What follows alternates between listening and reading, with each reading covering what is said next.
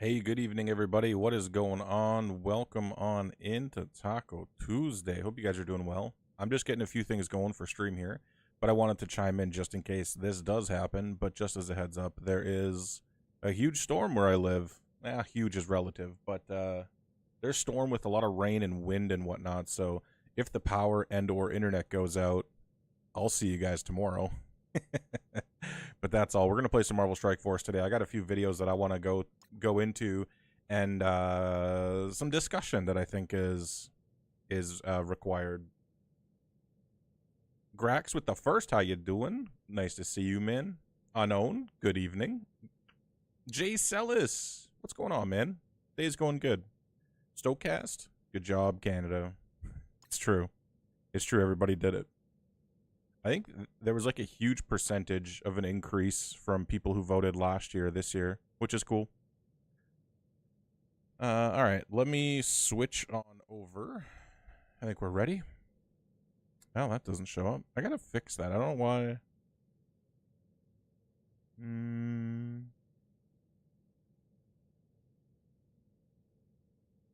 There we go. All right. So just as a first thing that I want to talk about on stream real quick, I made an announcement on Discord. If you guys are a part of Discord yet and you want to see updates or daily whatever's from me, Discord is the best place. This is for just for communication. I don't do anything on there, like maybe I'll do giveaways or polls or whatever, but I posted on there that on Saturday I had such a good time doing the Spider-Man box opening and the Marvel What If box opening that I would like to make Saturdays a normal box break kind of day. To me, that was a lot of fun, and it was a way for me to share my nerd with you guys as well. So I'd like to do that more going forward. But on that note, so every Saturday I'll be doing a box break until I run out of stock, which is who knows, right? I got a few more boxes over there. I got a couple more coming.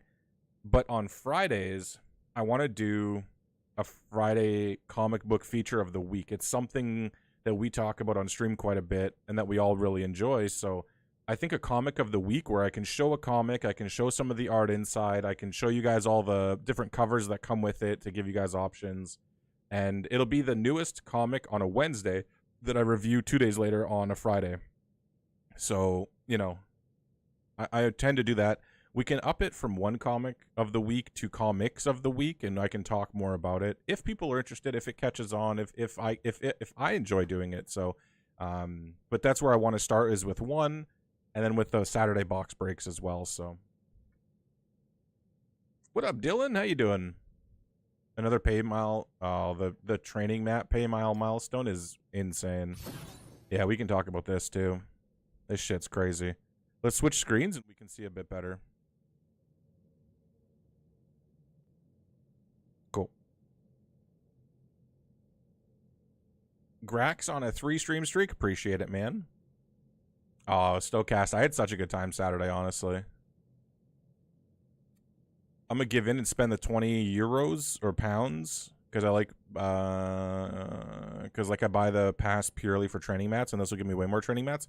They actually give quite a bit of training mats. It's kind of crazy. The value on this is kind of really good. I think relative. Again, if you're a spender on the game, this is a no-brainer option, right? Like, it is 25 bucks. At least for me, it's 25 bucks. So you get 3,000 here, right? Plus you get one training orb from this. Let me pull up the okay, so then this is also here too, right? Where, oh, sorry, this is something else. I was looking at the milestones real quick. We can talk about that as well. What is it? Like, I think it's 25 bucks for...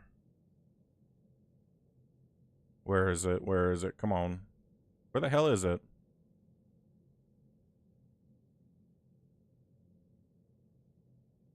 Yeah, there it is.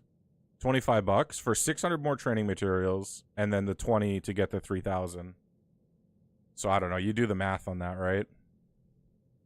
What up, Philly? How you doing, man? Philly, I dropped some to-do list in the Discord. No rush. But I did drop some more stuff in there. Things that are happening. You get over 3K from the milestone with 600 more from the 20 pound euro. Dollary dues. Yeah, I don't know, man. It's is it worth it? Is it worth it? It's a real question of like, I just started spending on the game again and I just started buying like characters. Oh, that's pounds? Okay. I'll try and remember that. Euro is the crazy E. Okay. That'll be easy to remember.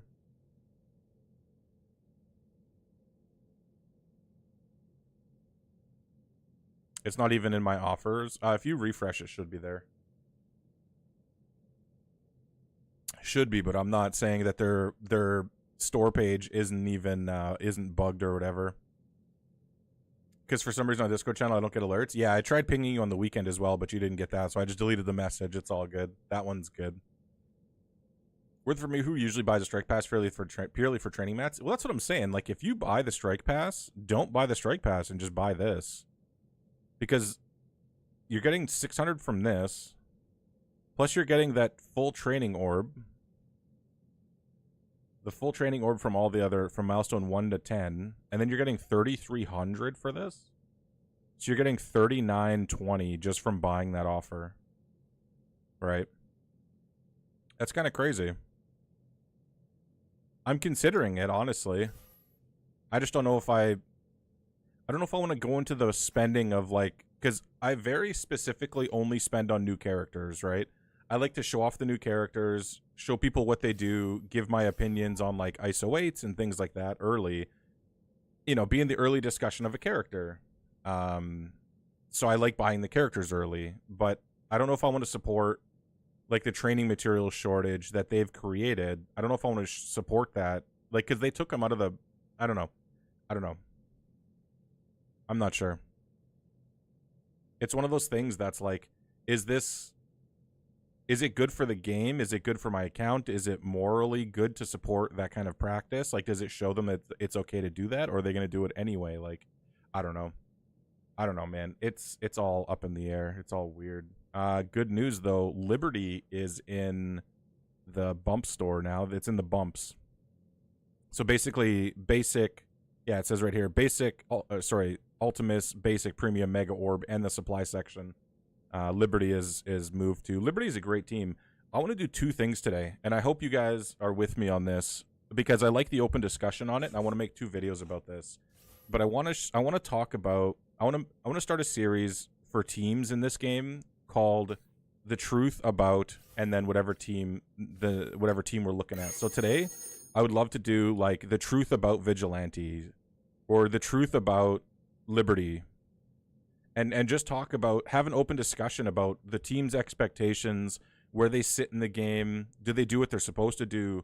Are they doing what are they doing in other game modes, right? I didn't do arena attacks today either. I suck. I'm very picky about what I spend money on. In the game, it's easy to get gold and T4s, but L4 training mats are so hard to come by. I think it's worth it.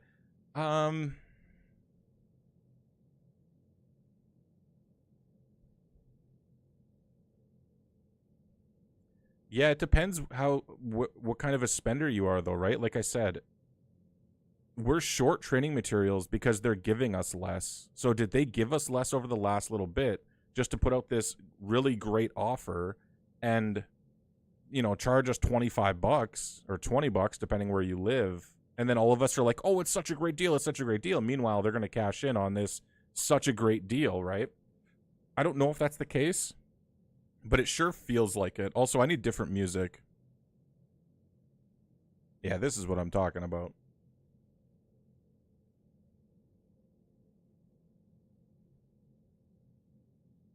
Yeah, we can talk about Liberty for sure, because I think I have a decent hold on Liberty and their position in the game.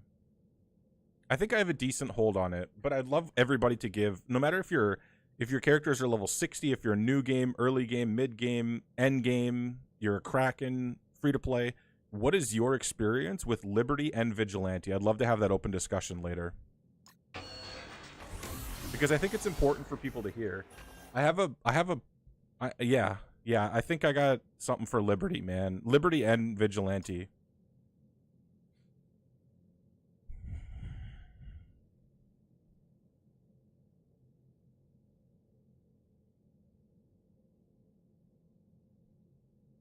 As a free-to-play player, training mats are hard to come by. If you spend money by purchasing the Battle Pass and Strike Pass, you can accumulate them decently. So I don't buy the Strike Pass or I don't buy either passes, and I've hoarded, a decent amount. Plus I have, some training orbs to open. I've been saving up for this event sort of thing, but the event's kind of garbage, honestly. I've liked Vigilante because I really enjoyed the Omega Fallen. Dude, the Omega Dimension was so good. The Omega Dimension was so much fun. I really, really enjoyed that game mode. As hard as it was. Germinate, welcome to the stream. First time chatter. How you're supposed to finish it is by buying this offer right here on my screen. This one. So you either buy this offer for 25 Canadian, or you buy, because you need 20,000 points. This isn't going to get you the 20,000 milestone points. So the only way to finish the last part of that milestone is to buy it. That's it. No other way. They made it basically it's an event, but it's really like just a fancy offer. Because they're giving us one training orb for free, basically, as like a taster. They talk about that, where if you're trying to get somebody addicted to something, or you're trying to get somebody hooked on something, you give them just a taste so they go on to come back for more, right? Well, we all need training mats right now. We're all fiending for training mats, and they give us one training orb, and they go, hey, do you want more? You got 25 bucks? Do you want just a taste more? Because we got a lot more. 25 bucks, please. Not just, oh, they got 8 turns each. Hope you... Yeah, exactly, Grax. I thought, other than the strikers one-shotting your characters, I thought that event was really well thought out. The characters in there were relevant and fun to play against. The nodes were like a puzzle.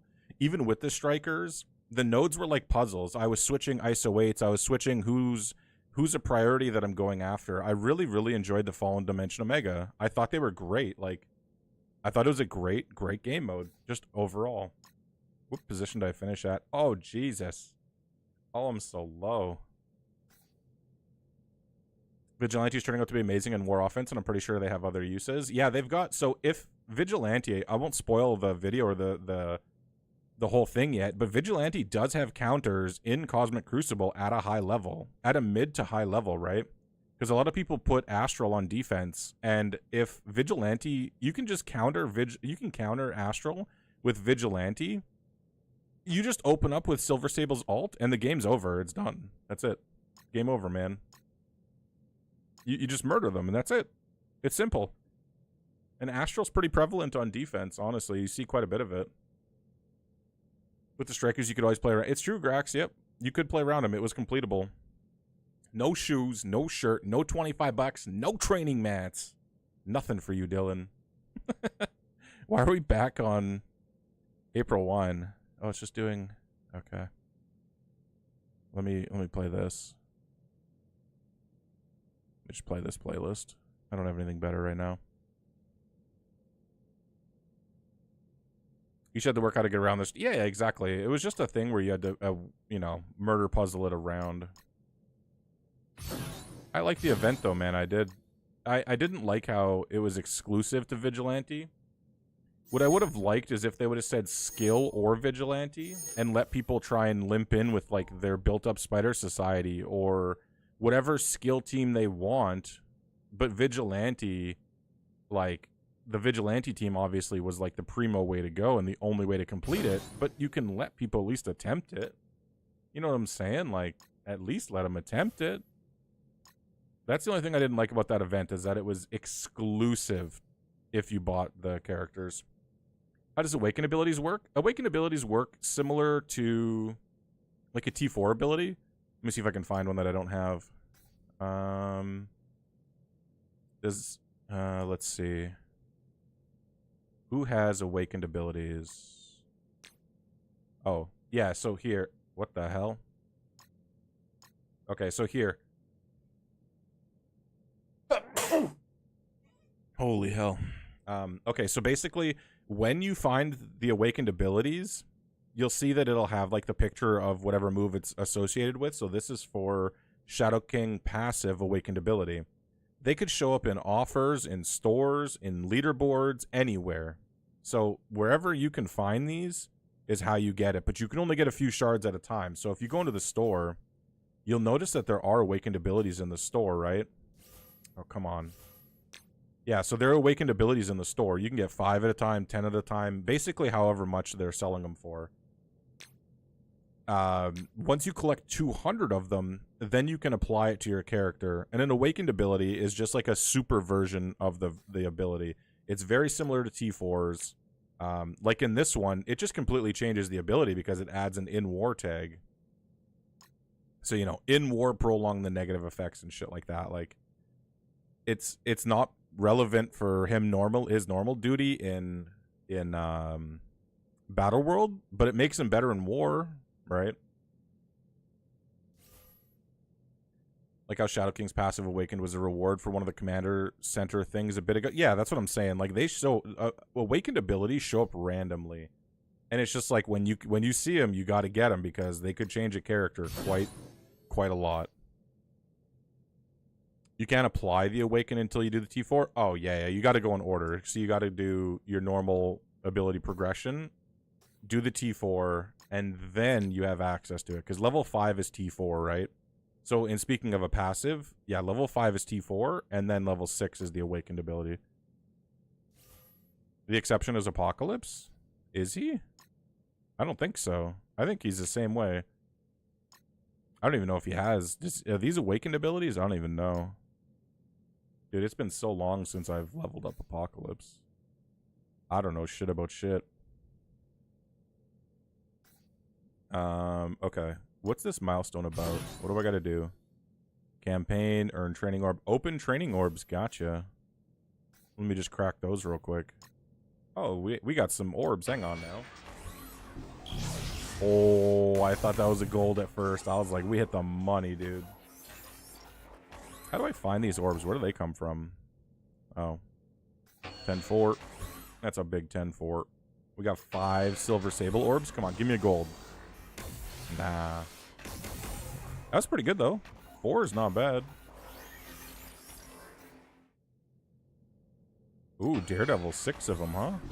Alright, nothing. Again, 4 is not bad. Better than 0. Ooh, a big boy orb, though. Can we get something good from the big boy orb? Nothing. 6 again. Boo. Havoc? Alright. Watch him give... I was gonna say, watch him give me 100 for Havoc. When I don't really... Like, I need him, but I don't really, like, need him. Howard? Alright. I'm saying if you complete the Heroic Saga for APOC, you max him out. 7-star, 7 abilities. Then if you complete the Apocalyptic Saga, you get his Awakened shit. I don't think I follow what you're saying, though. Because if you get him 7-7, 7-star, stars don't have anything to do with abilities. And 7 abilities, then if you complete the Apocalyptic Saga, yeah, then you earn his rewards, but you can't skip his T4s, right? I just got Morgan's Awakened abilities, and I didn't know how to use it. Yeah, you just click on the ability, and you just upgrade it as normal. Yep. Shadow Orb? Give it to me. Boo. You mean they give you the mats to max out the tune? No. Well, in the Apocalypse Saga specifically, yes. But you don't normally just get, like, all of the abilities at once. Generally, you have to get them in pieces, right? Unless it's a part of an offer. And then, you know, the offer is like... Here, I'll show you guys an Awakened ability offer. Dude, that orb... Those orbs make me want to throw up. Oh, that's disgusting. Let me show you guys an Awakened ability offer on the store. Alright, let me find one real quick. Oh, here it is. Look, right there. So we got Shadow King. Oh, shit. Alright, we got the Shadow King offer here. Oh, actually, all of them. So basically for $50, you can just get his awakened ability, right? That's it. But if you go to the stores, you can only get like 5 or 10 at a time, right? So you have to accumulate the shards, almost like a character. You have to accumulate the shards for the awakened ability very slowly. It takes a long time. So yeah, when you buy an awakened ability, generally it's going to be the full awakened ability. But make sure it's, if you're buying this, make sure it says 200. That's all. Just make sure you know what you're buying. Because if you buy 5 of these, bro, that shit's going to take you 7 years. For sure. Just know what you're buying, that's all. Alright, let's keep opening orbs. I actually have a decent amount of training materials now. I'm about to lose all of them to Thunderbolts, but it's not bad right now. I've been saving them since I took up Vigilante. Oh no, I've been taking up Ghost and Taskmaster slowly as well. 4.6 million. What up, Remy? How you doing, man? It's been a minute since I've done him. Yeah, dude, Dylan, it's been so long since I've done him. It's been a long time. 50? Luckily, I managed with my ISO energy. Wait, for what, Remy? Oh, I don't know what I said. 50. I'm not sure what I said. I got 2 mega orbs from somewhere. 2 mega gold orbs. You took Ghost and Taskmaster 105 already? Yeah, they're going to be... I mean, they're raid characters, so we know we're going to need them, right? It's a safe upgrade. As opposed to, in my opinion, oh, for the Shadow King passive. Dude, awakened abilities take so long, and some of them you just don't get. With raid teams, it's generally safe to upgrade them when they come out because they're going to be relevant for like a year after, because raids last that long, right? The unfortunate thing is, like, if you get a war team or a crucible team, you can upgrade those to whatever you want because they're not required, right? As opposed to a raid team, which is like a hard requirement. It's a whole thing. Hey, what up, Zero Guy Parts? How you doing? Good evening, Zero Guy Parts. This mega gold orb is for you. Here it is. You may just be my new best friend. Not great, but I appreciate it. It's Hoos. It's Haas. Welcome on in. Thanks for the follow. I appreciate it. This one's for you, buddy. Oh, shit. 327 million, baby. Oh, my God. God damn. What up, Willie Long? How you doing, first-time chatter? Welcome on in. Oh, hell yeah. Oh, hell yeah, KC. Let's go, dude. That's crazy. Anyone know if the training super deal is bugged? What do you mean by bugged? As far as I know, it's okay. It's $20 USD or 25 Canadian or whatever your currency is. Yeah, it's right here. 25 bucks. Thanks, it's Haas. I appreciate it. 100 million, JJ. First time chatter. Welcome on in. How you doing tonight? Damn, dude. 100 million drop, huh? Yeah, exactly, Willie Long. It's the last part of that event is an offer. Yeah, that's it. You need the extra 20k points by spending money. That's it. That's how you complete it. They want your money. They don't want your time or effort. They want your money. Your money speaks everything. Dude, I can't believe I just got that. That's crazy. Let me open all these up. Oh, 8 training orbs. Let's go. I'm about to go down to Taco Bell and give me a Baja Blast. Dude, get that Baja Blast. Why is my training? Why?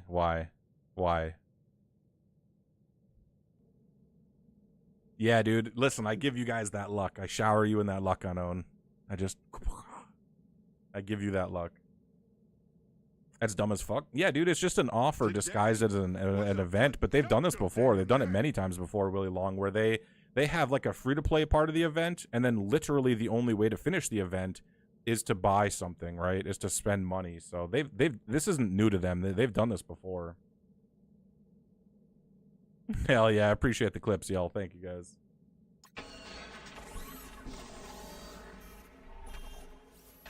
So yeah, you can do the first part of the event. You can get the 1 training orb, but after that, you're out on your own, man.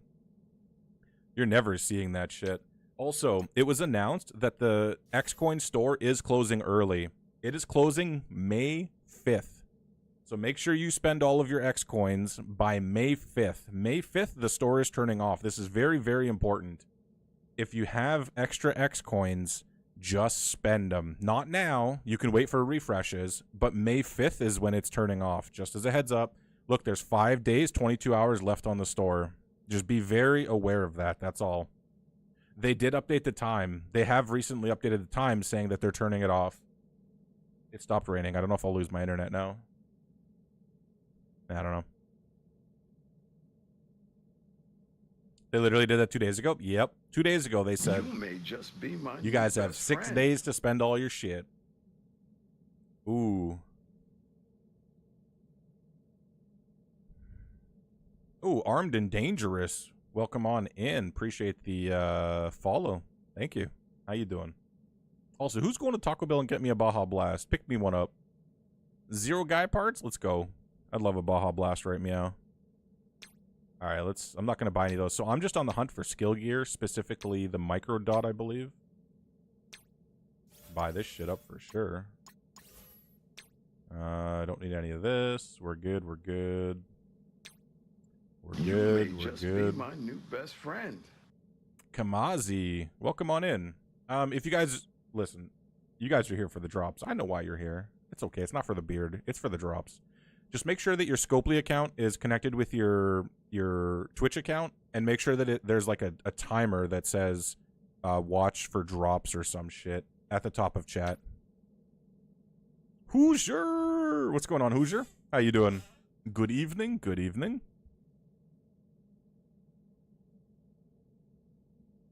Chicken and green beans, no Taco Bell. All right. You may just be my new best friend.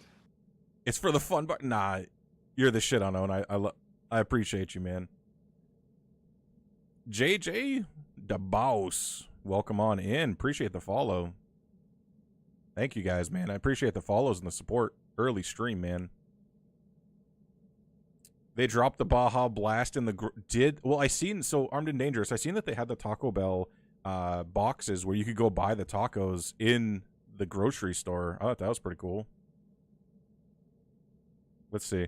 So the important thing to know, and this is why I kept one of the tabs open. If you guys, listen, I don't know what the conversion is. I'm not sure. Oh, the sauces? The sauces are an important part of that, Unknown. For sure. I'll show you guys real quick. So the store that's coming in, this is what's happening. Unifying the store currencies, right? So May 5th is when they're going to unify the currencies. The currencies that they're going to delete and turn into one currency, and you guys can screenshot this. You can look it up yourself. Do whatever you got to do.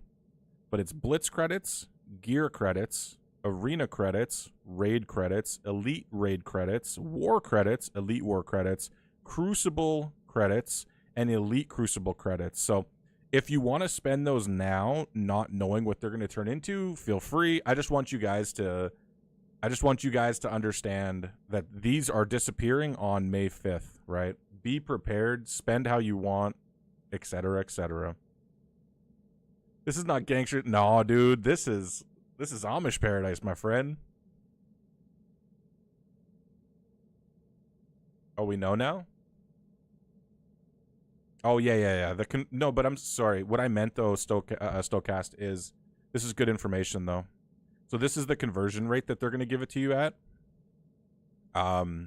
What I mean is I'm not sure what's going to show up in this new shop. So if there's something that you need from these stores, from the Arena store, from the Crucible store, from the War store, just continue farming it. Don't try and just save up your credits if there's something that you need, because I don't know what's going to appear. I don't know if they're going to take everything from those stores and just put it in one giant-ass long store that you're going to have to scroll for 20 minutes to find your thing, or if it's going to be on a rotation, or whatever it's going to be, right? What I would do is if you're farming something from these stores, continue farming it. Don't try and hoard these credits because they're going to convert into some bullshit. Just keep farming what you're farming, because again, I'll say it for the last time, I don't know what's going to show up in this store, and I don't know how often your thing is going to show up. So if you're farming a character or an awakened ability, dude, that thing might not show up for weeks in there. I'm telling you. I don't know what it's looking like yet. So live by what we know. Live by what we can control now, not what might happen. So keep spending this shit. Keep living your life.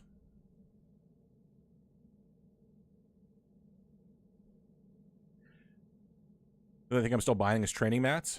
Yeah, I stopped spending gold in the gold store. I'm kind of waiting for G20s to drop in here. I expect G20s to cost an arm and a leg in here, honestly. So I'm not spending any money in the gold store. The arena store, I'm still buying those two. This, I'm not buying anything. Oh, I can buy these. This is going to converted too, so it doesn't even matter. Yeah, this doesn't even matter anymore. This, I'm buying Miss Marvel. Classic, I think.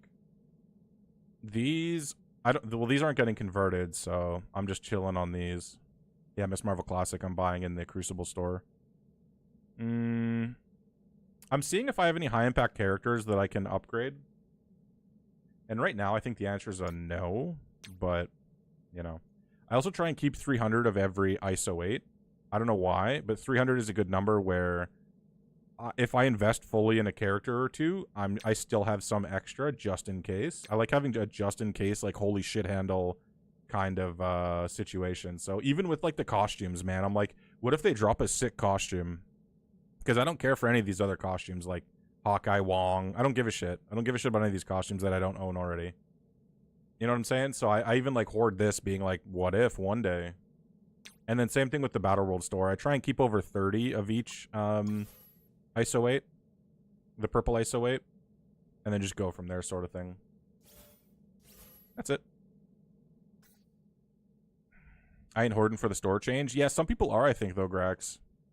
Once I accidentally put Dicko mode instead of Sicko mode. Well, Armed and Dangerous, you won't get banned here for that, I can promise you. If you guys got song requests, that's a great point, Armed and Dangerous. Thank you for the segue. Perfect, natural.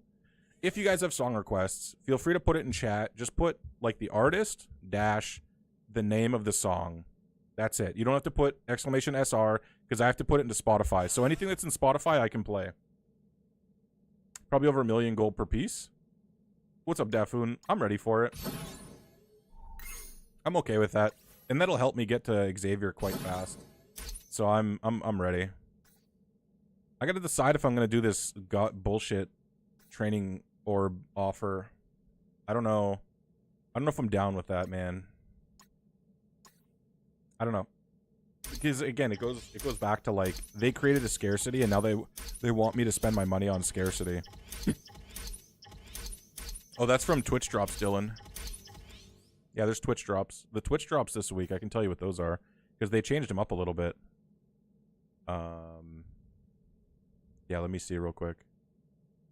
Where is it? Oh, it's a great song. Yeah, the Twitch drops are 30 minutes for 100 ghost shards. I'll just switch over. I'm going to tell you anyway, but I'm going to switch over and show you. 30 minutes for 100 ghost shards, an hour for 100 Taskmaster shards, hour and a half for ghost, 7 red stars, 2 hours for Taskmaster, 7 red stars, 3 hours for L4 training modules. Get in there. And then 4 hours, you get a free 5 Victoria hand shards just for watching Twitch, hanging out, having a good time, listening to music, talking shit to an idiot on the internet.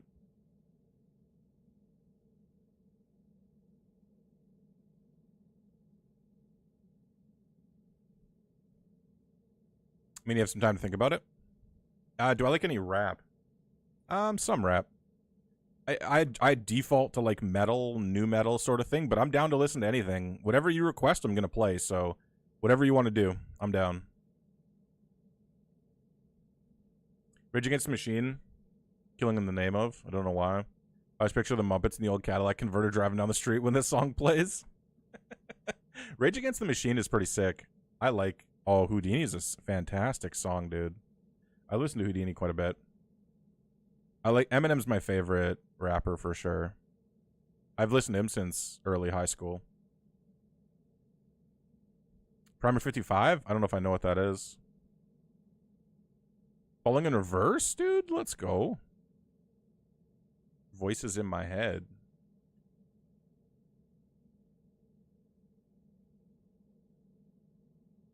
It's a band? Yeah, give me a song, Zero Guy Parts. I'll play it. I'm down. I don't know what it is, but I'll play it. Maybe at like... None of the songs ring a bell, but I'm bad with song names. And I get hit with 5 ads. Uh-oh. Everybody's getting hit with ads right now. I try and run as minimal ads as possible. No lie, you're behind? You're behind on what, unknown? Innocence glitched. Basement. I got you. Innocence glitched. Hell yeah. I don't get no ads. Dylan, you got Twitch Prime or whatever it's called, Turbo. Oh, for leveling up your tunes. That's what I'm saying, man. They make it so expensive, and then they want to sell us this offer. I'm a little angry with it. At Twitch Turbo. Yeah, why support the content creators when you can just give Twitch all the money? I get it. I'm just busting your balls. What else do we got? Can't go wrong with some Pennywise? Yeah, that's what I'm saying. Pennywise, bro.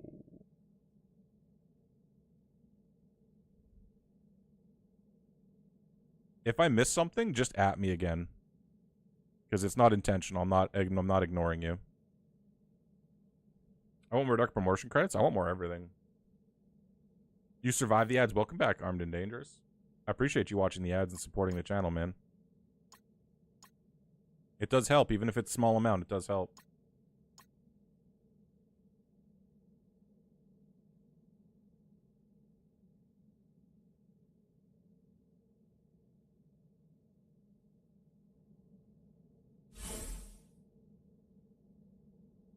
Lift Me Up is a good song.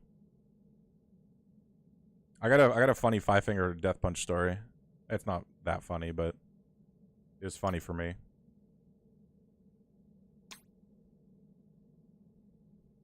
If you know some pretty cool band mixing rap and rock, it's a little less screaming for them. But yeah, for sure, Zero Guy Parts. Give me some songs, I'll play them. Whatever you want to hear, I'm down. I was definitely in a phase where I was trying to find like a rock metal band that like almost rapped really fast but had metal behind them.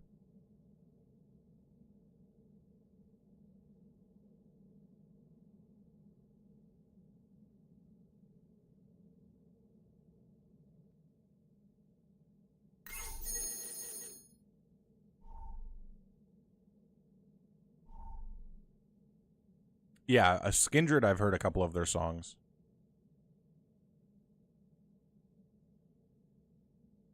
Throw a song in there myself. System of a Down can be like that at times, for sure, man. I love System of a Down growing up. I listened to that shit so much in high school. That was actually my first ever concert that I went to, and I've been to over 100 live shows, probably about that. And System of a Down was my very first one after I graduated high school.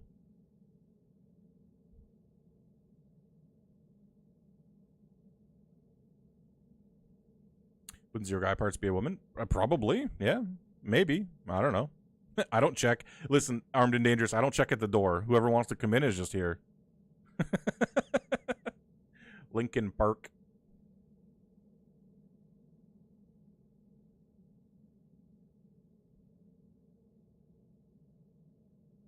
Within Temptation? Gotcha.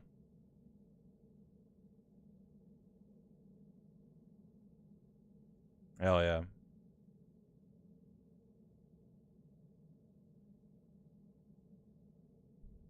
Yeah, Skindred is pretty good. I think Skindred has a few songs that I liked. Literally a few that I've even heard. Why is your Nimrod Scientist Supreme Omega Sentinel so tiny? Hey, why you shaming me for the size of my Nimrod? It just died.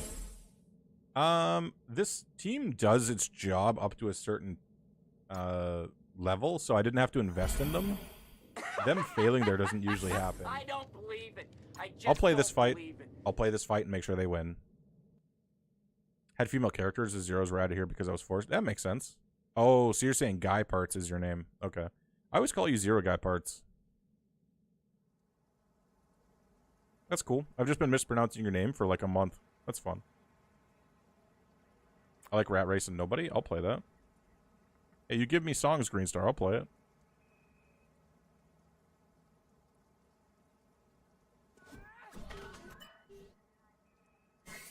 Listen, this is a stream for you guys just as much as it is for me, so you shouldn't have to just listen to my music. It's not a dictatorship here. You just tell me what you want to hear, and I'll play it. As long as it's not like legit a troll song. Oh, Master of Puppets is a classic. 8.5-minute song, sick, dude. Alright, we can probably just auto this. I think this is done. B1, no. So most everyone called me Bone. Oh, okay, okay. Bone, no. Yeah, I'll just call you Guy Parts now that I understand your name. A month later. Listen, I'm a slow learner, but when I get there, you better watch out. Oh. While this is autoing, and I have all y'all's ears. The Fray? Let me put that in.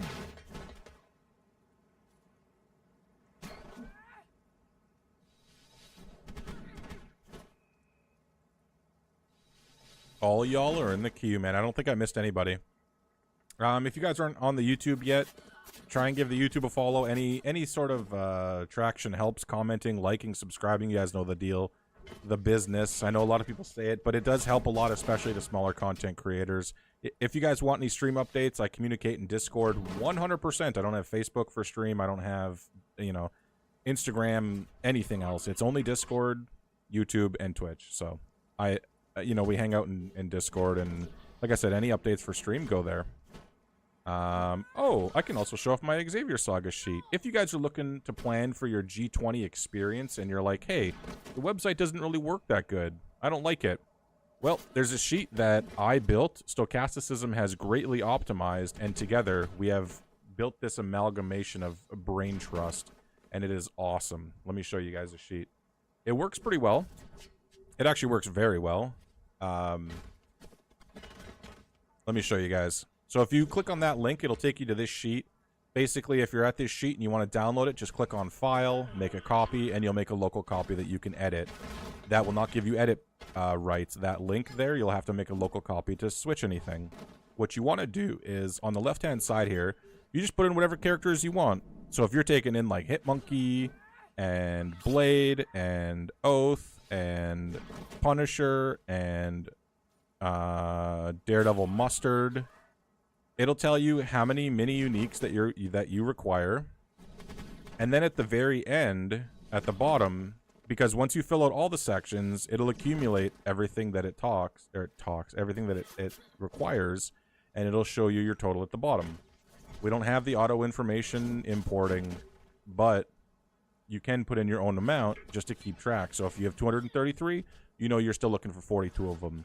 This is also a good way to make sure that your requirements are balanced, because you don't want a whole shitload of skill gear, no tech gear, right?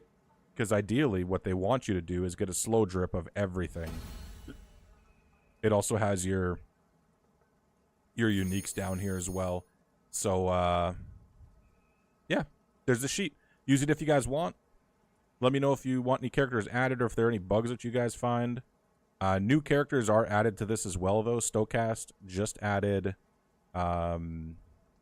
Thunderbolts today, so there are new characters on the sheet. Feel free to download it, update your old one. Yeah, look at that. Victoria Songbird Hand. Victoria Hand and Songbird, not Victoria Songbird, you idiot. That's all. Any bugs, it's all Brandon's fault. It's true. I take all responsibility. Listen, I started that beast. That's my shitty code. What? The Stoufier's chicken Alfredo? What does that even mean? Is that a word that I just don't know? What does that mean?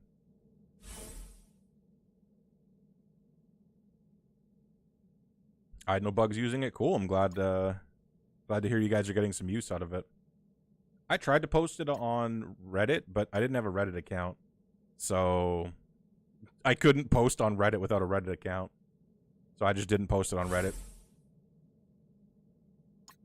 I'm not sure if anybody is comfortable being the liaison for that or not, but if you want to, feel free to share that. Oh, it's a box brand? I've never heard of that. Dude, it is so hot in here. Give me that goddamn fan. I just do difficulty 1 and just sim it because BIOS sucks. Yeah, exactly, Hoosier. Their tab system on the website drives me nuts. It's such a like unintuitive thing, and I can't believe that we made something better than the developers did on their own damn website for their own damn game. I'm not giving them shit. I'm just saying that like passion goes a long way, man. We love this game. We love planning. You know, we love getting ready and doing all that associated business. It's like we put love and care into that. You can do difficulty 2. I hate Hivemind Remy, and I don't trust them for shit. And also the rewards aren't super different. Like, if there was G20 pieces in difficulty 1, so this is difficulty 2. Sorry, that was difficulty 1. Difficulty 2, you just get a few more gold. Like, there's not a huge difference. Actually, you get nothing different. Yeah, look at that. You get nothing different, so there's no point in risking difficulty 2. Difficulty 3, same shit. Wait, is it bugged? Why is it?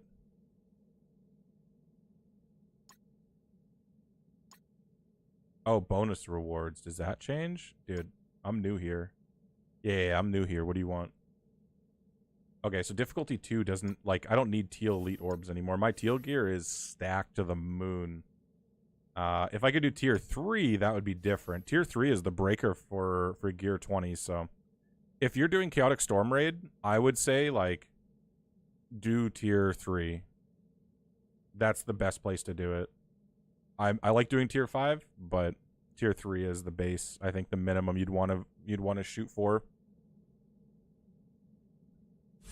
Yes, and why change what's worked? Just random. Yeah, I don't know.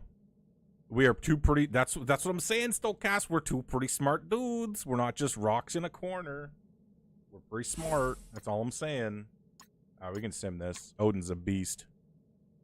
I'm pretty new to this game, but it's nostalgic because I used to play it on my dad's phone when I was. Oh, that's cool. Armed and Dangerous. That's really cool. Yeah, the game's changed a lot over the years. If you have any questions, Armed and Dangerous, of the game or who to invest in, I have a video coming out tomorrow that's going to show the characters that I would personally invest in. If you guys want to check out that video, leave your comments on who you would personally invest in, what I screwed up on, that sort of thing. I also want to record those videos today of the Truth About series because I want to talk about the truth about 2 teams. 2 new teams, right? I get heated in those. To the moon, dude. To the goddamn moon. Dude, this song is creepy as shit. I love it.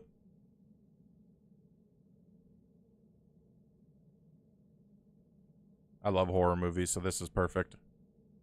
Tier 3, you can still run through with a 4-piece, but it's not always simmable without sacking.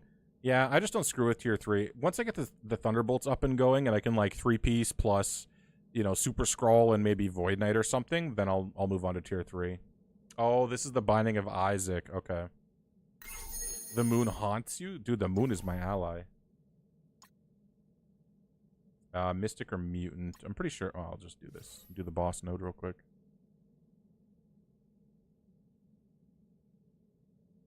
Heading over, Guy Parts, thanks for hanging out. I appreciate you. Have a good night, and I'll see you tomorrow, potentially. I also put up TCG cards on stream. I'm a lover of TCG cards. Let me switch screens real quick. Show you guys what's going on here. This is what happened Saturday. So Saturday, we opened up a full box of Spider-Man. Actually, I have it here. Of Spider-Man 2024 Upper Deck. Absolutely love that series.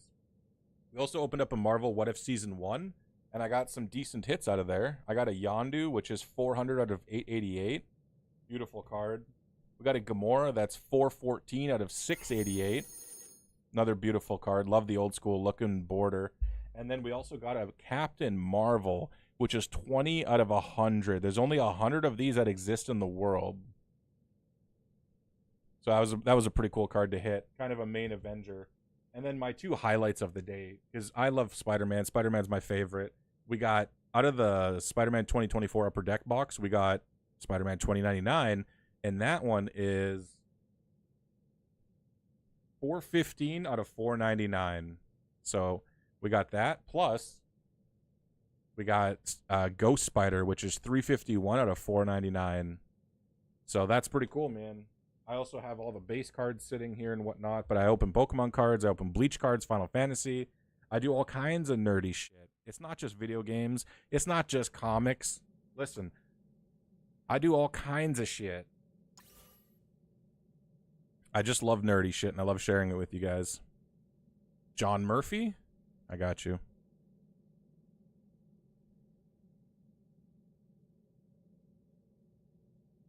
Hell yeah, Anon. It was such a good time, man. That was such a fun stream on Saturday. All right.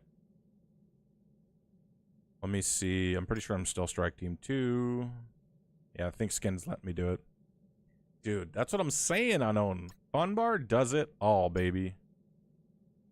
What's today? No, tomorrow's the last day of the month. Okay. I'll do my special shoutouts tomorrow.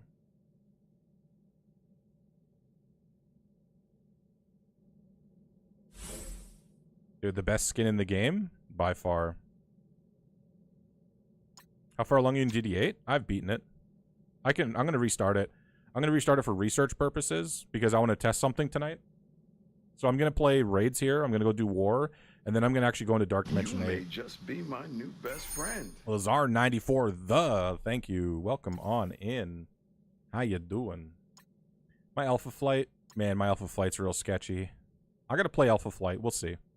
Because this shit is sketch. My Alpha Flight's not good. I haven't invested in them. One of my new player tips, and I'll just say this out loud now, and I don't necessarily follow it good enough. But ideally, invest in a character or a team until it does its job. If your goal for this team, for Alpha Flight, is just to hit the sim button and be able to sim every node, invest in these characters. You can pick out which one is a key part of this team. Invest in that character. Keep investing in these characters until they can do the job that you require them to do. I'm a putz, and I try and ride the line too much, and my teams often fail the sim because I try and just ride the line of relevance, right? Especially for raids. Especially. So invest into teams and characters until you don't need to anymore. You're now in the global villain node. According to Valley, 4-piece Orcus dropping Omega Sentinel with Apocalypse is the new way to go. The first global villain node shouldn't be bad, but the second one might be tricky. It's not no...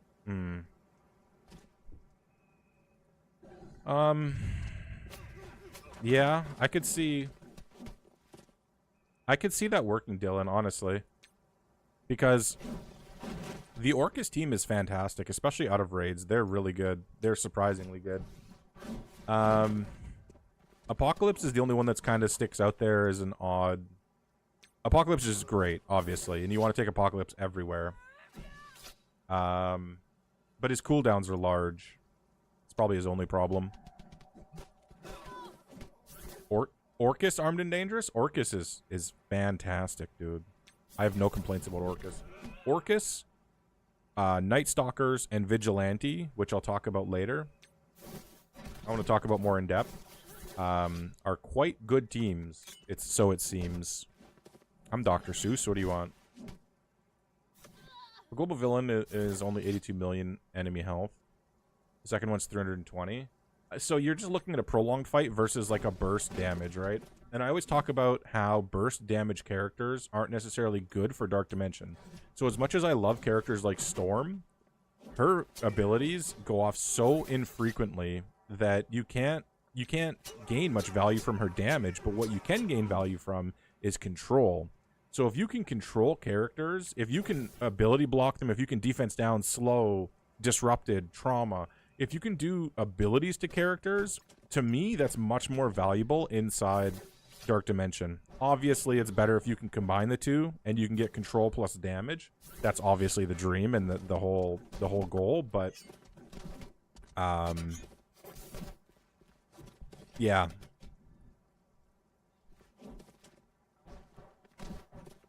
Human Torch was fire. But here's the thing. Uh-oh. Uh-oh. If you guys are new to the stream as well, there's a point redemption in the channel point rewards that you can open up. You can have me open up a random pack of cards. I just have a whole box of cards over here and packs that I've opened, or boxes that I ripped open, and I just put the packs over here and I randomized it, and I just pick them out one by one when you guys want to see me open some cards.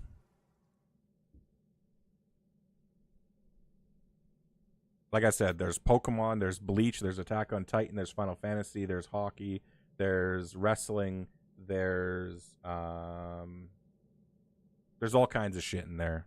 There's good stuff. No, I don't play Marvel Rivals. My computer can't handle it. I like Marvel Rivals, but I don't play it. I think it's a cool game. It's not really a game for me anymore, though. I tried playing it when it first came out, Armed and Dangerous, and it was so chaotic that I just, like... Because I play Call of Duty. I've played Call of Duty for 20 years. Like, I'm a veteran of Call of Duty. And then I went to go play Marvel Rivals, and there's explosions and shit happening and characters flying around and abilities going off, and there's a lot going on. So, you know, to learn it all is a lot, but it is... I love the art style of the game. The art style and the characters of that game are so sick. Dude, I support that game to the moon and back. All right, so we got to get a kill. Alpha Flight, the thing I forget about Alpha Flight often is once you get a kill with Alpha Flight, then the team starts rolling. So Zombie Juggernaut starts with a pre-taunt, obviously. We're going to absorb these blows, and then we're going to just explode on Zombie Juggernaut. I'm going to try and kill him right off the bat here. Captain Canada doing us proud. We got a kill. Okay, so we get buffs. We get, I think, speed bar even. Let's go back and forth between these two nerds. All right, the next wave spawns. Let's offense up. AoE everybody. Oh, we almost deleted her. Oh, that sucks. She got healed back up. All right, that's fine. Can we delete somebody? No, we cannot. Sounds good. Now I get deleted myself. Okay. This is where if my Alpha Flight was a little bit stronger, I would not have a problem here. I feel like I would delete more people with some of the impactful attacks. Like if Wolverine, basically if my 4 DPS were higher, this would be better for me. If Wolverine or North Star, Firestar, whoever, if they were just a little bit higher, I feel like I'd be okay. Can we kill this Iron Patriot, please? We can't, but we did get a kill on somebody else. Okay.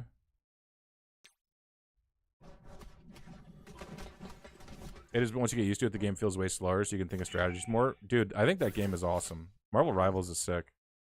Alright, so we're actually getting the buffs now. As long as he doesn't die here, we should be okay. Yep, he died. Okay. So we're going to do our best here. Yeah, we just got 2 more kills, so we're getting our stuff going, but we already lost Sasquatch, which isn't great. Can we delete everybody? We sure can't. I'm going to save that for the next wave. Let's just try and get the kill with the special. We got it. Okay. Next wave spawns. I can use North Star. I can use Guardian's ultimate. This is looking okay. That didn't kill him? Dude, that's crazy. Okay, so we got a double kill. That's fine. Hey, what's up, Megamon? Please look at the training super deal milestone. Is there? No. So what's happening with the super deal? Also, first time chatter. Welcome to the stream. The milestone is only completable by purchase. I'm not going to win this anyway, so we can just auto it out. The only way to complete that milestone is to go to the store, take out your credit card, and those fancy 3 numbers on the back, just throw them at the screen right in this area right here. Right over here where you see 25 bucks, 20K milestone points. That's it. Just go take your wallet and throw it at that offer. And then you got it. You completed it. Great job. Skills. You did it. Yeah, we can pin that. Do we got a mod here?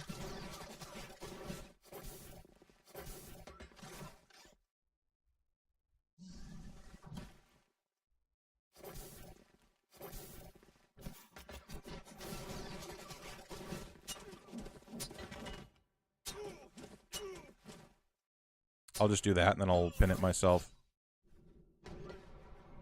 No, you can pin my message, new order. Thank you. I appreciate it. Also, hey, how you doing? Philly was here. Yeah, there he is. Nice to meet you, though. Welcome on in, Megamon. Oh, this team is still going, huh? We're doing work with this team. Alpha Flight's actually doing not bad. Thank you. Thanks for pinning that. Appreciate it. I don't have my dashboard open, so it's not easily pinnable by me.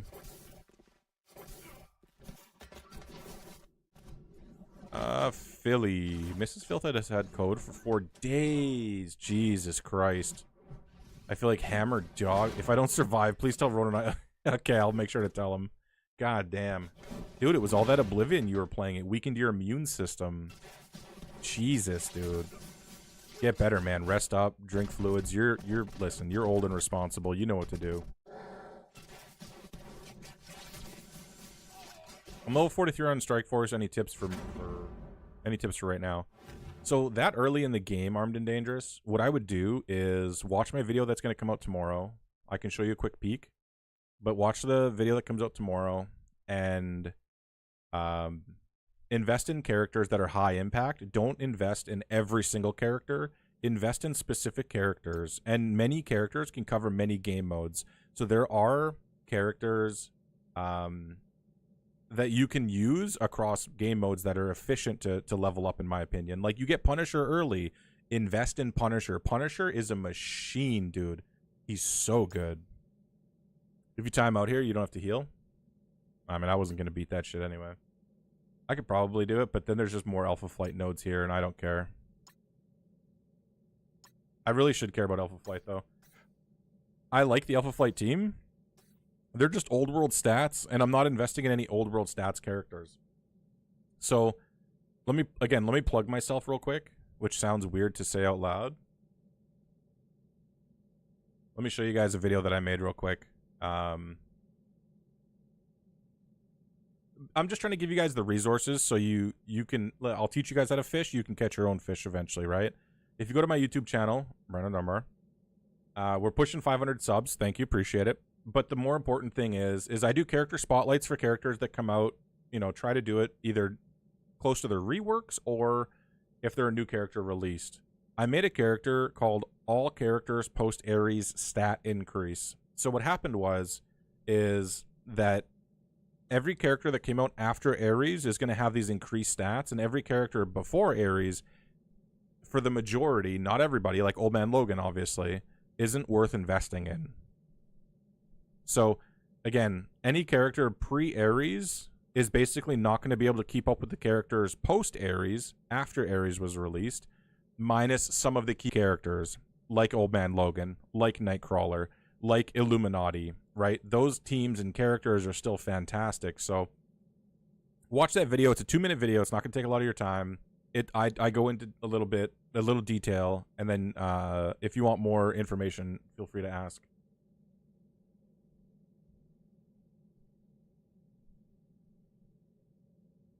They'll be gone in 4 months. See, 4 months is such an annoying time, though, Stokast, where it's like, it's annoying because 4 months is enough where I should invest in them, but 4 months is also like, after that 4 months, they're going to drop off the face of the earth. Megamon, so what I would do is reload your game, close and reopen your game, and you should get the points for it. Just make sure it's the right deal, right? Because there's 2 deals. Just make sure it's the right deal.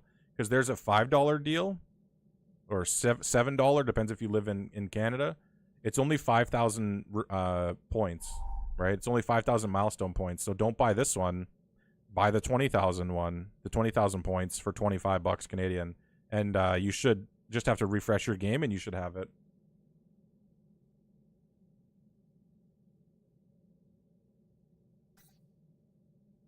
I had to file a complaint with Mrs. Hyde. Her song was stuck in my head. What song? I was talking to Miss Hyde a bit more in Walt Millsy's stream. Hanging out in Walt's stream earlier. Maybe even this morning? What day was that? Dude, my days are just like gone. My brain doesn't retain.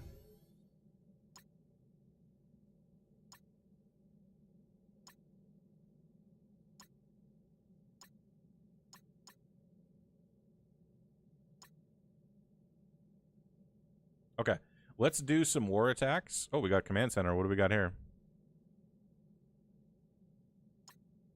What do we got here? Raid battles. Okay. Oh, we can spend raid credits too.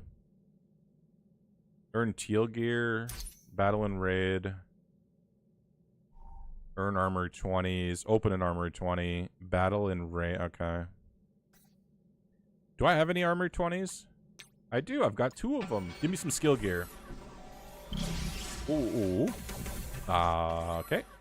I mean, that's skill gear. I need it. Come on, give me a micro dot. All right, sick. Yo, when are we gonna get payouts? How did everybody do on the mutant gear tier 20 leaderboard? We should get paid out for that decently soon.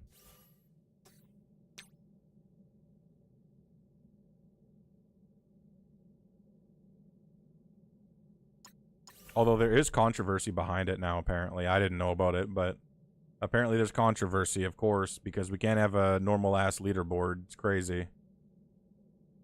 It's crazy. I don't know how many credits I've spent. I'll just spend that many. 5 in the command center? Shit.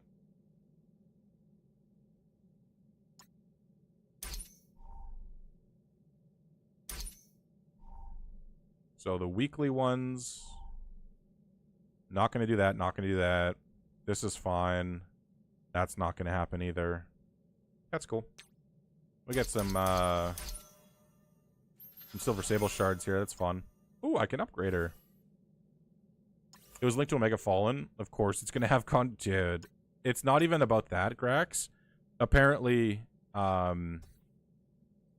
if you completed it within like the first hour of it releasing, you were able to, with the cooldowns, you were able to actually complete 3 runs of the Omega version. So people are saying that it's unfair that that wasn't communicated that you can complete a 3rd run.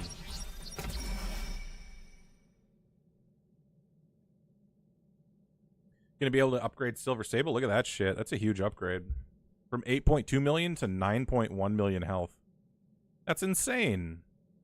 Her damage is through the roof, man. She does so much damage. Silver Sable is amazing. All right, let's do some more. If you had eyes, you could see. I mean, if you just did the math, if you were like, okay, I have, 8 days to do this event or 9 days to do the event, and the cooldown is 2 days, I guess I could do it 3. I wish I did it the first night, but I saved that shit for stream, and that wasn't a night that I streamed. It came out on a Monday, and I don't stream on Mondays. So, it is what it is.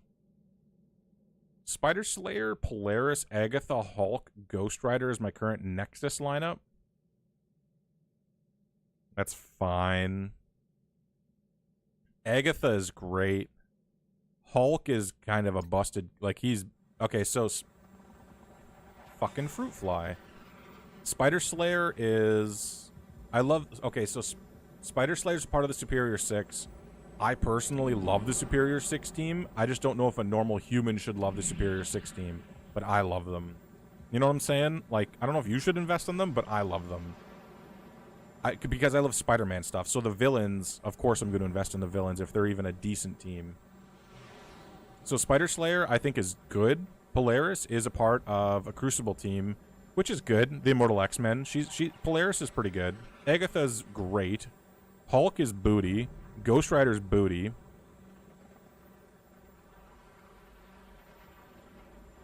Six days, 120 hours. As of yet, Spider Slayer's needed for DD8. For what part, Grax? For what part? I don't know if I'm arguing with you. I just want to know, is it like the global villain or some shit? City villain. Oh, for sure. City villain is still butt cheeks, dude. Alright, let's kill this team. Dude, G19 is Dormammu. He's sick. He's a sicko. What the hell is this team supposed to do? Just annoy you with Spider-Weaver?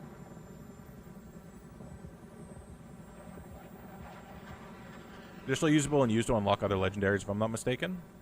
Oh, the Superior 6? Probably, yeah. Since it's Sinister Superior 6, yeah, okay.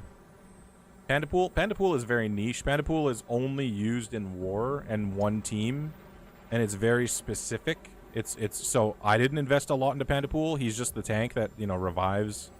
He's good, but like, he's not the focus of the team, you know what I'm saying? Like, I would focus on Oban, Logan, and Dawkin more, even though my Dawkin is weaker than Pandapool.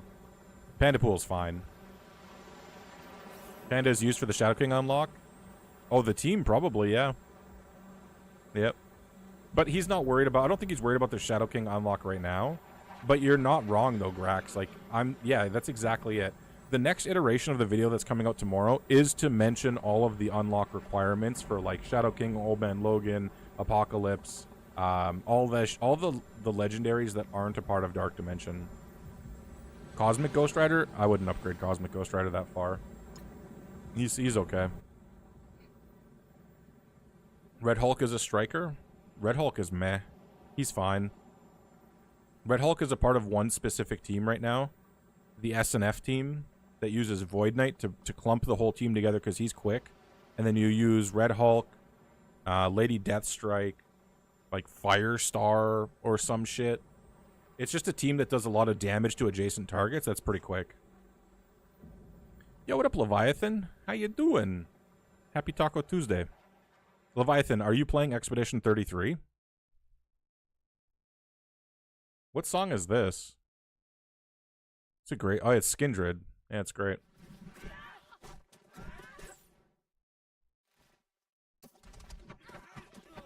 That's unfortunate. I might lose this, actually. I was asking what his team does, and I'm gonna lose this. That's so funny. I didn't take into account the Chavez and Emma. Oh, you've been playing Oblivion? Okay. Yeah, that makes sense. Yeah, I'm just gonna back out of this now. This was a dog shit idea. Like, there's no way I'm gonna be able to do this. I can get the charges up, but I'm pretty sure I'm just dead.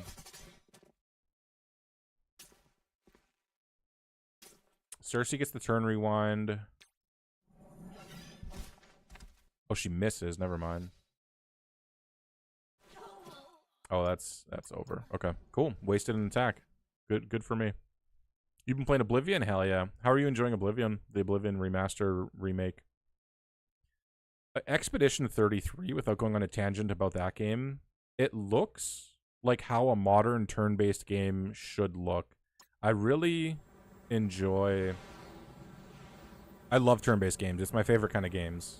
And I wish they made more modern turn-based games. And Expedition 33 takes the idea of a turn-based game and turns it into a with a modern idea. And I feel like it's worked very well for it. Expedition 33 looks sick. This team is so dumb that I lost to. I'm just going to move on and murder it. Where's my Sinister 6?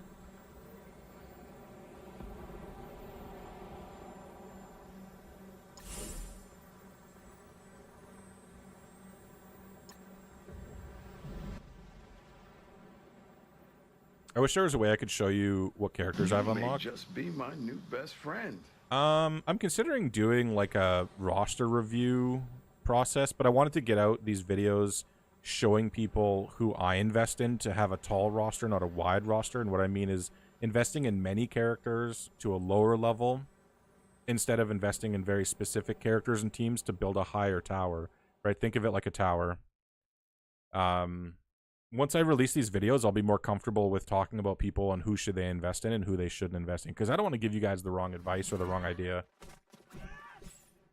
Do they? No, I was gonna say, do they still go first? Hell no, they don't. Because Sinister 6 is awesome. Watch this shit. Bada bing, bada boom. I mean, this is a punch down. I'm not doing anything impressive, but listen, I love using my Sinister 6. Okay, sue me. Sue me.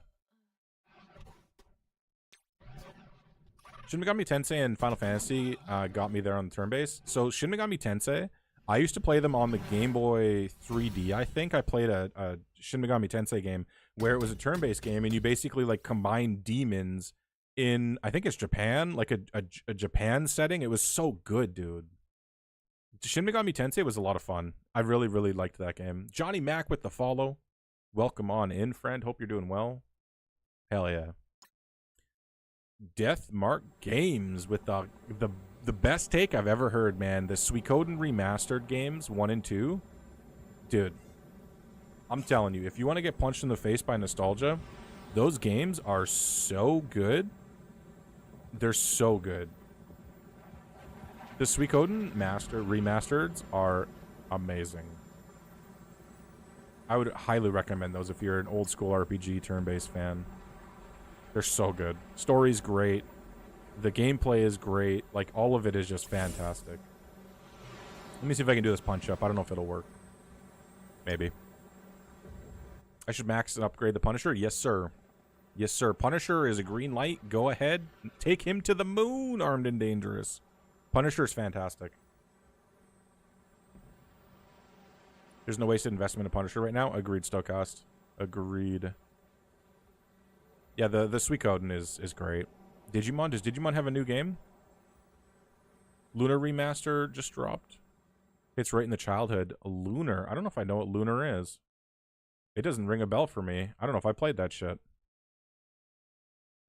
Lunar Remaster. Oh. Oh. Oh. Oh my god, that's like Final Fantasy 1 pixel style, huh? Well, it looks better than that, but that's pretty cool. I never played the Lunar series. What did it come out on originally? Delete them, Blade. Do your job. Alright, you didn't delete them. I'm in danger. Advance had the... Oh, Game Boy Advance? Alright, never mind. This is why Agatha's great, right? The Night Stalkers are safe to invest in as well. Invest in your Night Stalkers. Nimrod just deleted Moon Knight, because why not, right? Yeah, man, I used to play a lot of Game Boy Advance and whatnot, because back then, this is before online games, or before online games were, like, super relevant. Because I used to play Battlefront 2 on, like, my PS2 or PS3. PS3, I think. I used to play Battlefront 2 online. And instead, I would just go to a friend's house, and I would play on my Game Boy, like, next to them while they're playing. Sega CD? Oh, I never had a Sega. My consoles went Game Boy Black and White, the big gray Game Boy where I played Pokemon nonstop, and then I went up to a Super Nintendo, and then I went to a Nintendo 64, and then a PlayStation 1, 2, 3, and then I went to Xbox 360, and then 360 to the 1X, whatever we're at now, the Series X. And then I got a PS4, 5. I got a PS5. A PS5 and a Series X. But yeah, I used to be a console player through and through. I used to stream only console games through and through. Like, Game Pass is what I sworn by for so long. And I still swear by it, I just don't stream it every day now. Looks like I need to do a second T4 on the Cabal team to complete Old Man Logan Trials. Yeah, the Cabal team is really good, Grax.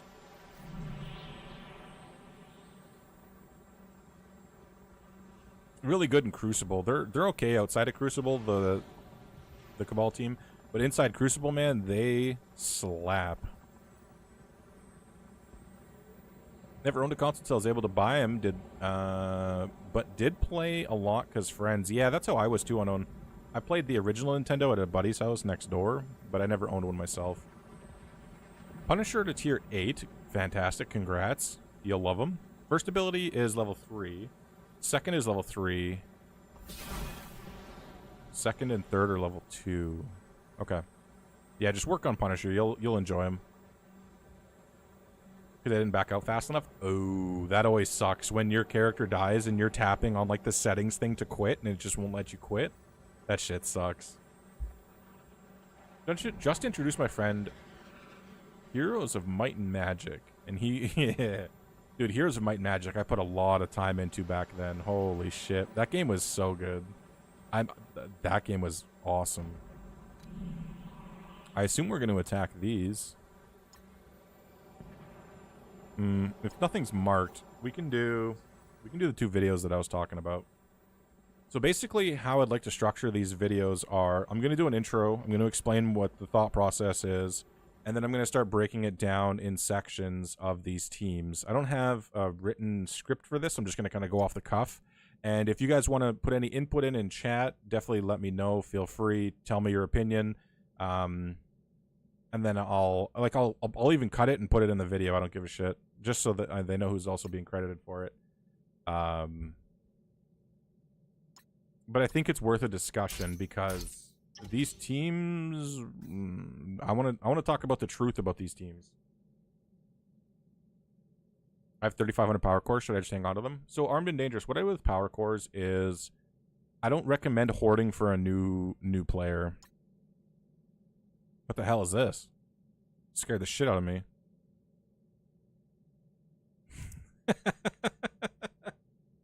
Oh my god. Okay. This is pretty close to a trolley song. Minute. It's true, it is a Muppet song. It's a classic. Only system did have was N64. Oh, see, you played some GoldenEye, some Mario Party. So Armed and Dangerous, what I would do is do your energy refreshes up to 50 every day. Because what that's going to do is get you experience faster, and it'll help you farm characters and gear faster that you need. So what I would do is find out characters and what nodes they're on that you need to farm, and just refresh your energy, just the 50 refreshes. And I would do that daily. Hoarding is not good for new players, because basically when you hoard something, you're cutting yourself off from whatever that orb is about to give you, right? So if I held on to some of these orbs, like, let's say I was short on gold, but I had 200 gold orbs, it wouldn't make any sense, right?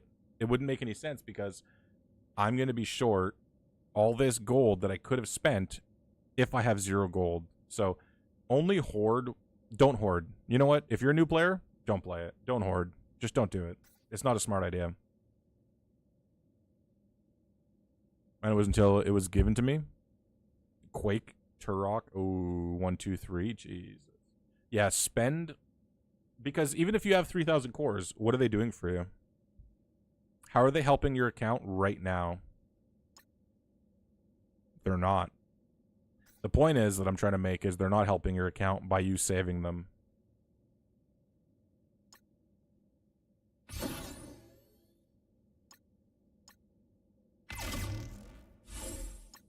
Mamine. Oh, we're getting to the last song in the queue. Okay. All right, appreciate y'all recommending music and whatnot. Thank you, guys. Water's nice. Is this song gonna play? Are we chilling? It's just a really long, silent intro. I got Punisher to 3 stars. Now he's 51 out of 80 to 4 stars. Cool, man. Yeah, Punisher's a part of the newest raid team, Armed and Dangerous, so it's safe to upgrade him. I used all my 50 core refresh. There you go, man. And I would just do it of the normal campaign energy. The ISO 8, I wouldn't worry about, and the incursion, I wouldn't worry about. Is this song okay? Is this song okay? It doesn't do anything. It make no noise. I hear it. I hear the song.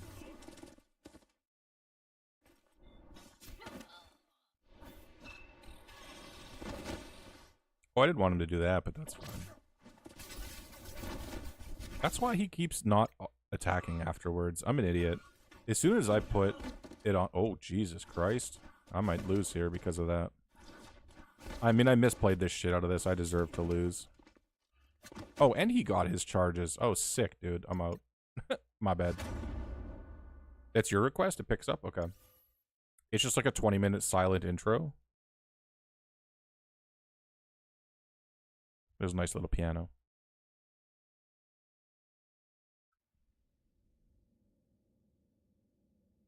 Yeah, didn't I have Old Man Logan there?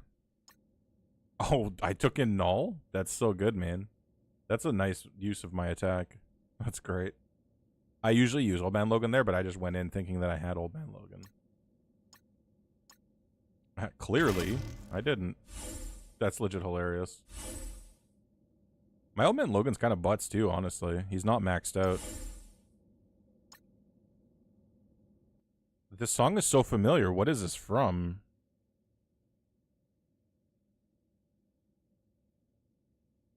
This is from a video game. Or a TV show.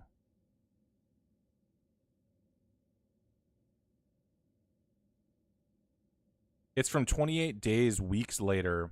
Boom. I didn't know shit. I don't know shit about shit. But I recognize that it's from somewhere. Dude, I'm ready for 28 years later. I love zombie stuff. If you guys know me, listen, if you're new to the stream, I get it. But I love zombie stuff. It's zombie games, zombie cards. Dude, I love zombie stuff. I'm very excited for 28 years later. Hopefully Old Man Logan doesn't die here. Oh, Jesus. All right, now we put it on auto and everything's fine. My bad earlier.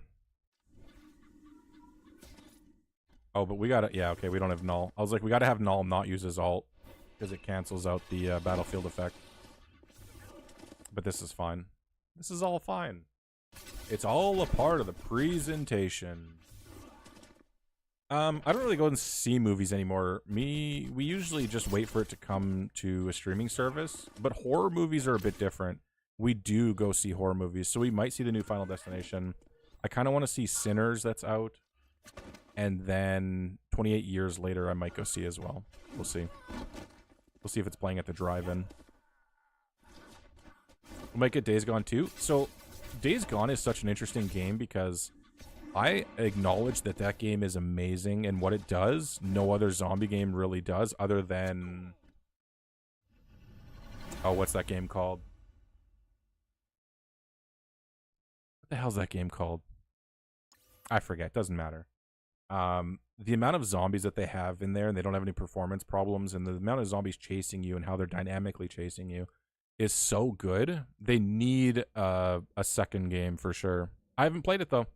I haven't played it. I'm guilty. I was going to play it on stream, man. It's literally on my list of games to play, but I don't stream on console games anymore, so, you know, it is what it is. Not forever, just for now. All right, let's beat up this team. What up, Ronan? How you doing, man? Good evening, good evening. Ronan, I'm not sure if you're interested or not, but I put some to-do list items in there for either Philly or yourself. I don't know. Philly has COVID, so he's going to be MIA for a little while till he's eventually KIA. Did you see Dylan Dog Dead of Night? What the hell is that? What is that, unknown? 28 Days Later started the whole zombie genre? No. That is incorrect, Armed and Dangerous. It depends how far back you want to go in talking about what started the zombie genre, but zombie... I mean, the first... Come on. Bullet with a Name by Nonpoint? Gotcha. Bullet with a Name is a good one. I like that song. It's in one of my playlists. Oh, it's an awesome movie. Oh, wait. Dylan Dot... Is it an older movie? What is that? Yeah, Rip Philly legit. Oh, Dawn of the Dead. Dawn of the Dead was like the first very big viral zombie movie, right? Dawn of the Dead from 1978. As far as I'm concerned. Kurt Angle it. Kurt Angle's in it? What the hell? Night of the Living Dead was early. Yeah, for sure. What's that one? Oh, World War Z. The game World War Z is pretty cool. They also do really good work with mass zombies. The problem with zombies, and one of my favorite games of all time, State of Decay 2 has a problem with, is they can't spawn too many zombies around you because it causes a performance problem. Games like Days Gone and World War Z literally found a way to spawn 1 million zombies around you without killing your performance. It's amazing. Just for the throwback, Cold. Dude, Cold is such a good song.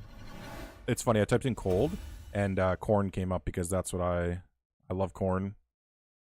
Corn on the cob, cream corn, all that kind of corn. Barbecue corn, oh. Walking Dead took inspiration from the opening scene from 28 Days Later. Walking Dead is the best TV show of all time, don't at me. I love Walking Dead. Walking Dead is easily my favorite TV show of all time. Yeah, Green Star. Yeah, man. I'm a huge wrestling fan from the Attitude Era. I basically started watching wrestling when I was, I don't know, very young. Single digits young. Oh, for sure. Like mid-single digits probably. And so I when we transitioned into the Attitude Era, I watched wrestling every day.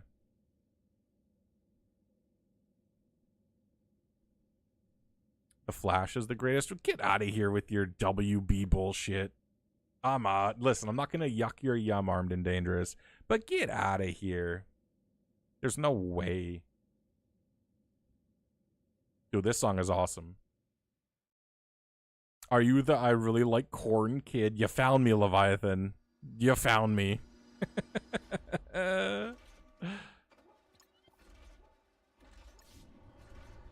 Yo, what up, Owly? How you doing? I was watching Titantrons from my WWE phase yesterday. Interesting. I was mostly 2009 to 2012. See, I was like early 2000s to like 2000, maybe like 2009, 2010. How you doing today, Owly? Yeah, I used to love wrestling, man. I was the wrestling nerd that had like the Undertaker poster on the wall, like the Trish Stratus poster on the wall, Stone Cold. I still have the posters at my parents' place. CM Punk was your first crush? Oh, CM Punk back in the day he looks so much better now. CM Punk now with a beard is just like so much better in my opinion. Edge is your goat? Yeah, Edge has always been great. I've enjoyed Edge. I liked back in the day when him and Lita had their thing going on, and Edge went on his crazy streak where he would like, you know, concerto somebody, and then he would just look really crazy and he would just do crazy shit, right? It's pretty funny. Edge was cool, man. I liked Edge. Lita #1. I did like Lita probably the most out of the women's division back then. Due to the comp bumped into Chavo Guerrero. That's cool. That's cool, man. Chavo Guerrero was pretty good. I didn't mind Chavo Guerrero. I wasn't like a huge fan, but I obviously acknowledge his skill.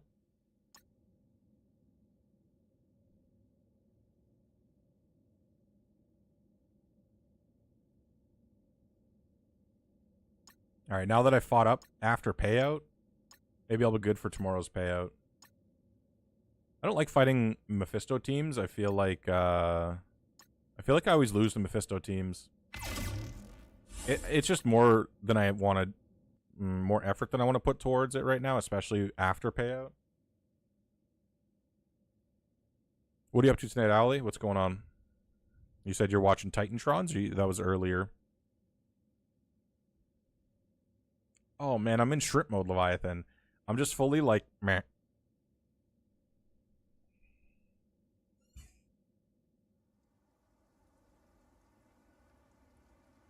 Oh man. I gotta recycle my shirts more. I just take the shirt that's hung at the front and I don't really even look at it. I just take whatever it is. I don't give a shit. Oh, hell yeah! I'm pretty sure I wore this like Friday or Saturday, god damn it. What up, Tragic? I'm about to go down Stream to Taco elements. Bell and give me a Baja Blast. Get that Baja Blast, Leviathan. Bring one over for me, bro. I could use one. I like me some Baja Blast. I haven't had Taco Bell for a while, though. Dude, give me that cheesy gordita grunch. Give me that cheesy gordita crunch with a Doritos Locos taco shell, fry supreme, and a Baja Blast, and we're good to go. That's it. It's just a simple order. I order one extra taco because, of course, that's not enough. I'm a truck. What do you want from me? WrestleMania getting expensive? How much was it, unknown? Did you go? Why is there a point redeem for song request? So the point redeem for song request is I used to have it where I didn't play songs during stream. I would just listen to the music in the game and I would just do that sort of thing, but Marvel Strike Force doesn't have that. So now I just play music all the time. But if you use that point redemption, you can tell me to play a song right now, and I'll just skip it ahead of in line. On it? All right, dude, I'm waiting. Put it here. Just throw it at my face.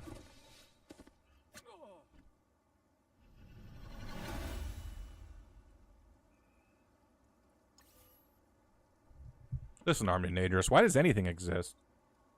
Why does anything exist? Why are we here? I had a crazy dream last night. But why are we here? My hair looks dumb as shit today.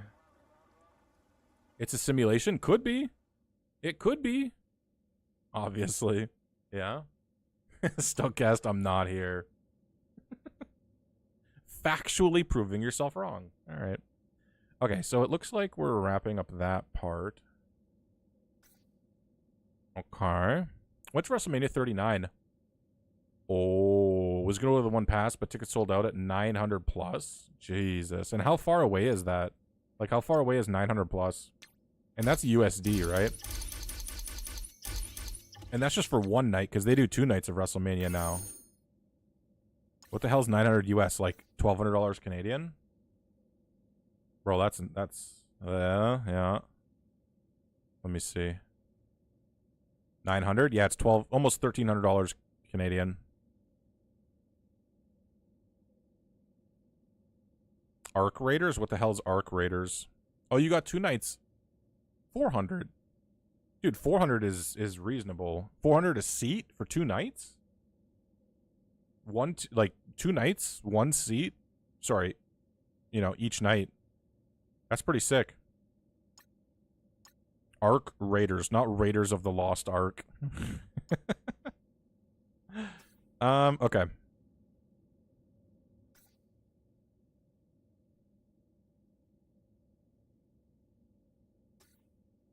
Here is what I'm gonna do, and y'all can't stop me.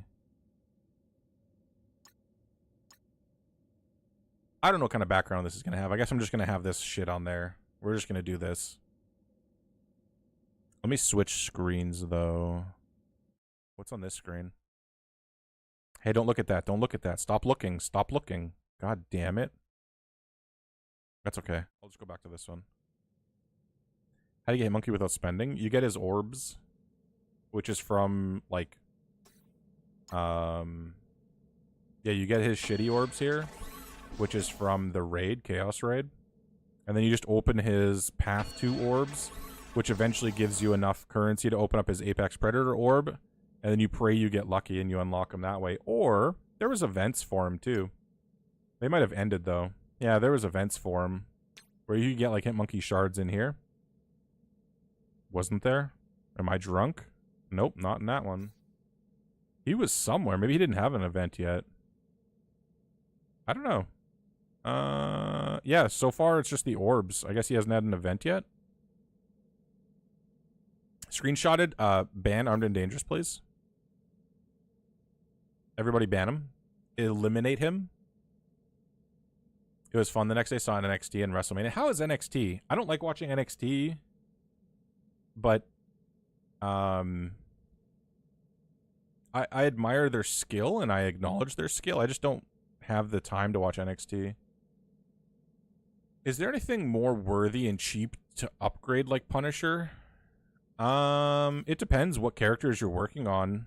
It depends what team, like what part of the game you're in, what you're trying to, what content you're trying to compete in. We've had 1.5 for Mustard. You haven't gotten them yet? Yeah, free-to-play event hasn't happened? Okay. So, no free-to-play event for Hitmonkey yet. Hitmonkey to the Hitman game? That'd be pretty fun. Now, Elektra's shit. You need it for this team, but Elektra's garbage. She's not garbage. Let me rephrase that. She's the worst member on the team. And she's the first one to be replaced when somebody else wants to get slotted into the team. I wouldn't invest too much. You can invest in Elektra because this is a raid team, but don't go ham on her. Like, have her be the weakest member on the team, not by much, but have her be the weakest member less invested in. All of her damage happens as a single target, and it's in very situational circumstances, right? So, in raids, gain 25% damage per negative effect on the target. That's fantastic. That's going to do 1 trillion damage. Clear barrier from the primary target. So you're not hitting into barrier. You're getting extra damage per negative effect. You're attacking for 500% damage, plus 20 piercing, and you're disrupting for 2 turns. But also, wait, there's more. If the primary target is 3 or more vulnerable, which they should, this attack deals double damage. Did you hear me in the back? It does double damage. It's crazy.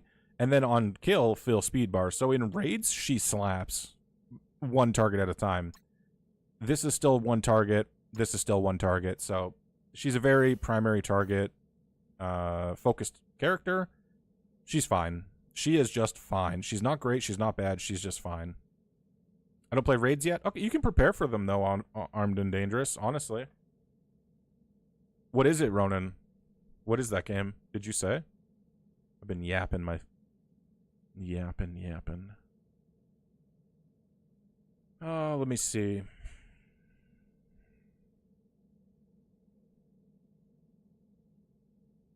I like to watch WWE for the plot. The plot is Rhea Ripley. Same, dude. Same.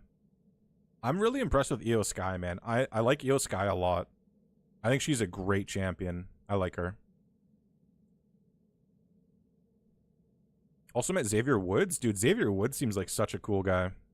I like Xavier Woods quite a bit, too. My Hero Academia, that's awesome. That's legit super cool. What the fuck is a PVRV? Player versus role? What? What? Oh, PvEVP. Player versus enemy versus player. Okay. But is it like a MMO? Is it a first-person shooter? Is it a Tarkov-like game? What is it? It's like Division. Okay. Yeah, I'll check out the trailer. Yeah, he is. Yeah, Xavier looks all... Xavier seems so chill. Alright. Y'all ready to do this video with me? You guys ready to video it up? I want to see how this goes, and we can go from here. I'm gonna make myself so much bigger, dude! I'm so much bigger! Dark Zone Division? Gotcha. Gotcha. Listen, you want to life-size me? This is it. I probably should... I don't give a shit if it's showing. This is more of an informal video, but a very much just real talk. I can format this and, you know, refine it more, but this is just what I want to do for now. Let me make me a little bit smaller so you can see Punisher's investment. Mutant Gear 20 paid out.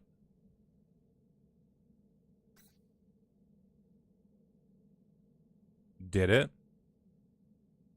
Alright, let me refresh. You guys can just look at me be huge. How do you feel about upgrading Ghost and Taskmaster? Ghost? Yeah, for sure. They're free. Go to town on them. Yeah. Because they're a part of a raid team, you're going to need them for the next year at least, right? And anything that you invest into raid teams are going to last quite a while, so it's a free investment for sure. And they're decent characters. They're not crazy good, but they're good. Yeah, exactly. Stokast nailed it. If you're level 105 and if you are endgame and you have resources just pouring out of you, 105, Purple ISO 3, G19 for sure. Taskmaster blows people up with his new stats. Yeah. Taskmaster is a badass for sure. And then Ghost does a lot of crazy things too, so both of the characters are worth investing in, honestly.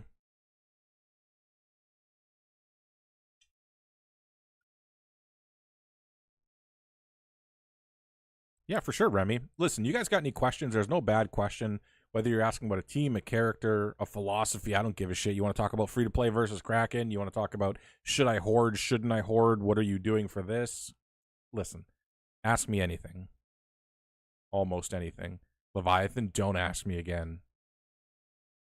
You know what.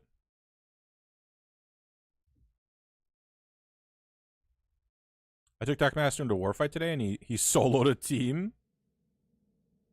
He does a lot of damage. Where did Philly touch you? Never met Philly. There was a video, Stokast, of C-Blank meeting Philly somewhere in America.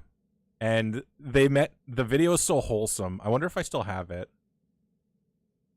I don't know. I'd have to look for it. I can set that up for another stream. Dude, that shit. Is there a way to just search media in a channel on Discord? They met each other in a parking lot of like McDonald's or some shit. And Philly, C-Blank gets out of his car and it's from Philly. Oh, you can filter it to videos? Okay. Let me not ruin it then.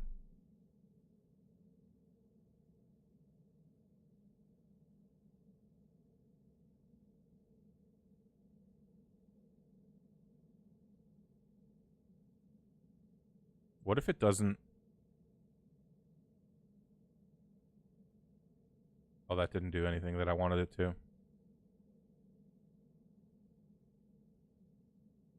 Shit, I'll have to ask Billy again if he has it. I don't know how to get it. Is Taskmaster Skills Skirmisher? Advantus? Welcome to the stream. I think that's your name. Advantins?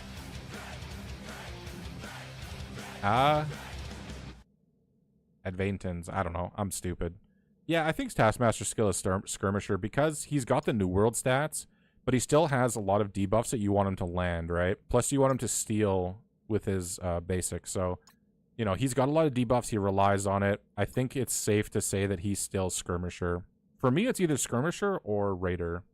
But I want to see how the turn meter works for the whole team and who's going in what position. Because if Taskmaster goes first, he might be a Raider. Exactly what Stokast just said. He might be a Raider. It's going to be a see and wait. Exactly. Dude, we share a brain cell, I swear to God. We share a singular brain cell, Stokast. You need to play with the team to figure out the ISOs, but... The reason that bad things happen all right, to you well, is because you're a dumbass. all right, thanks, Leviathan.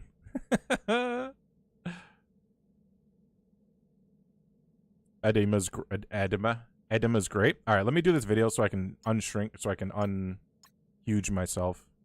Did we get the mail? Where's my payout? Stokast, where's my payout? I just want my payout. I didn't get it. I'm getting scammed. Skirmisher is also more damage on assist, but it depends if you're relying on that assist or not, because maybe Taskmaster's damage is irrelevant compared to Songbird or Victoria Hands or Hyperion's, right? Like, he might be a protector, but maybe he is the damage. I don't know. I got to see how the team plays out in their turn meter. I don't feel comfortable saying for sure, like, this is what it is. But it's either Skirmisher or Raider for Taskmaster. Skirmisher's also... Yeah. Songbird is a Raider. Hyperion is a Fortifier. Ghost, Striker. The other two, unsure. Yeah, Ghost being a Striker is easy. That shit is buku bananas easy. All right, let's have a real talk. You guys want a real talk for a minute? I mean, it's about a team, so, you know, it's a real talk. Let's do a quick intro. Listen, let me sit on this for a second, and we can talk about Vigilante team.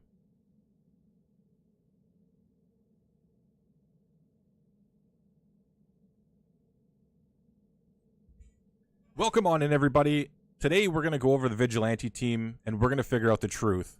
Are they good in raids? Are they raid gods? Are they good outside of raids? Is the big question that I think everybody has on their mind. Let's break this down a bit further and talk about them in individual game modes. All right, let me write this down as well.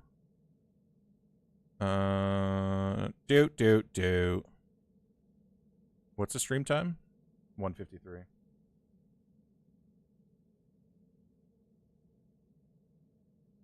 Okay. Dude, one take Tony over here. Are they good monkeyless? No. And here's why. We can... Okay, that's a... All right, so before we get into anything, we're going to field a question real quick from chat. I'm live streaming over on Twitch right now, and we're trying to have a real talk about Vigilante team. We're trying to figure out the truth. The first question comes in from Unknown, and are they good monkeyless? I don't think, especially for raids, that they're going to be good monkeyless. They rely on having a full team of Vigilante. If you look at them in some of the game modes that have been released, those restrictions have been lifted. However, they need to have the full team. Is it Silver Sable's alt that requires the full team? If this character has 4 or more Vigilante allies, reduce the duration of all positive effects. This is so big on her ultimate, it's required that you have the full team. Not only that, Hitmonkey himself in raids provides so much extra utility for your team that you're going to miss this. You're going to miss the 2 stuns, the 2 trauma stuns. Hitmonkey is essential for the team. Vigilante is one of those teams that you need every member to perform, unfortunately. It's not like Bio where you can have your Hive Mind take out Venom and put in Super Skrull. This team is a required 5-piece. All right. Are they Mephisto Busters in War? I don't know, but I would say no, Remy. It depends on the team, but I would say no. So if... You may Oh, just be my new that's a best good point. friend. DJ Geronimo, welcome on in. Thanks for the follow. I appreciate it. I should probably disable alerts for this. My bad. I don't have that screen.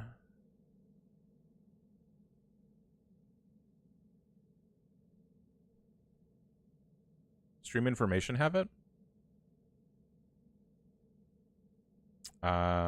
Maybe I can just do...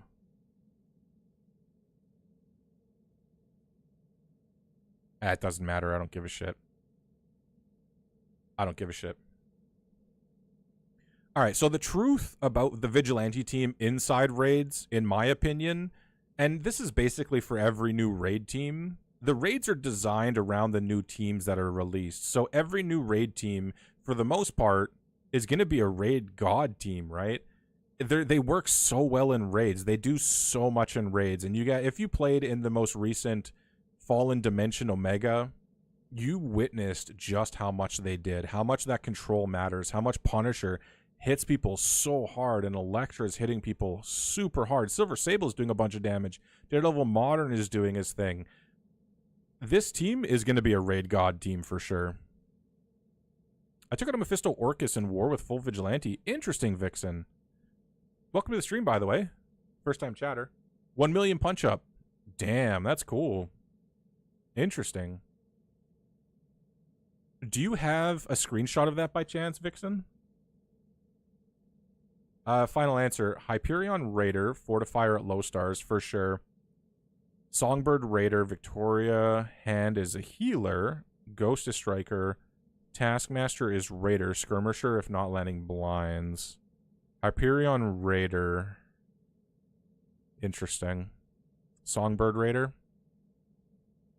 Victoria Hand healer. I agree with so Victoria, Ghost, and Taskmaster I 100% agree with.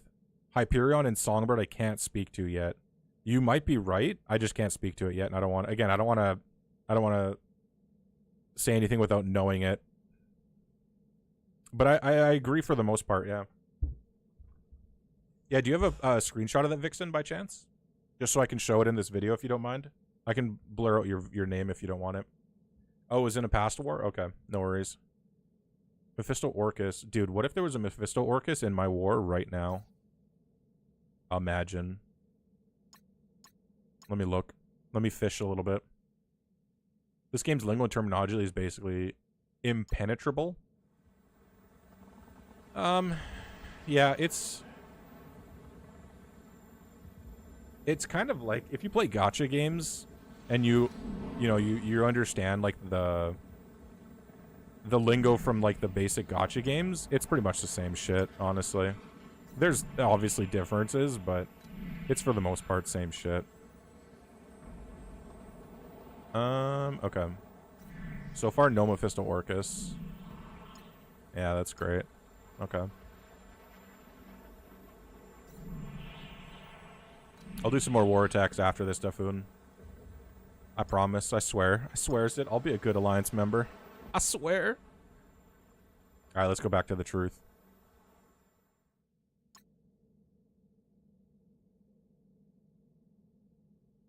So why does that team work, Vixen? Why does Vigilantes beat Mephisto Orcus in war? Is it because the Vigilante team is just faster? Because that's why they work in Crucible as well.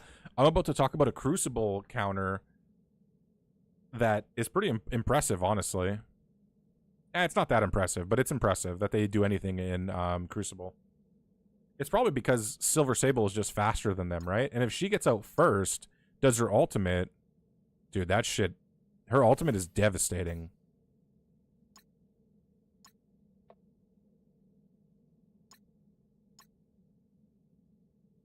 That's why I looked and looked at the one message. Didn't know what to do with it. That's hilarious. My Vigilante 4-7 takedown Mephisto Night Stalkers 6. Damn. You're relying on Sable ult after Punishers? Yeah, that's fair. I mean, Punisher doing his extra damage to villains also helps too, right? He still does that? Yeah. This character attacks deal additional 50% damage to enemy villains, so this is a huge part of it. I can outline that in the truth. That's a good point, Vixen. This is not mode specific. This is just turned on, right? So Punisher is going to do his, yeah, this is a part of it. Thank you for bringing that up, Vixen. I appreciate it. All right, the next truth that I want to talk about is Vigilantes outside of raids, because a lot of teams are judged not only what they do within their game mode, but also outside of their game mode. Somebody from chat, Vixen, actually just brought up that they countered 6.9 million Mephisto Night Stalkers with a 4.7 million Vigilante team, so it's quite a punch-up. They've also reported that a Mephisto Orcus gets taken out by a full Vigilante team as well in war, so they can do things outside of the game mode. But it's against very specific teams, and here's why. If Silver Sable can get out early with her speed, because she's the first one to act on the team, that was you. My bad, Remy. Listen, Vixen was for the Orcus, Remy was for the Night Stalkers. My bad. I'll make sure to put the chat messages in chat right here. And right there. Right there. All right. You see them now. Silver Sable gets out early, and she does her ultimate, which, even outside of raids, is pretty devastating. When she ults, then it's Punisher's turn. Punisher, even outside of raids, this part right here is pretty important. This character's attacks deal an additional 50% damage to any villain enemies. Everybody's complaining about overpowered. His ability literally gives him overpowered against villains.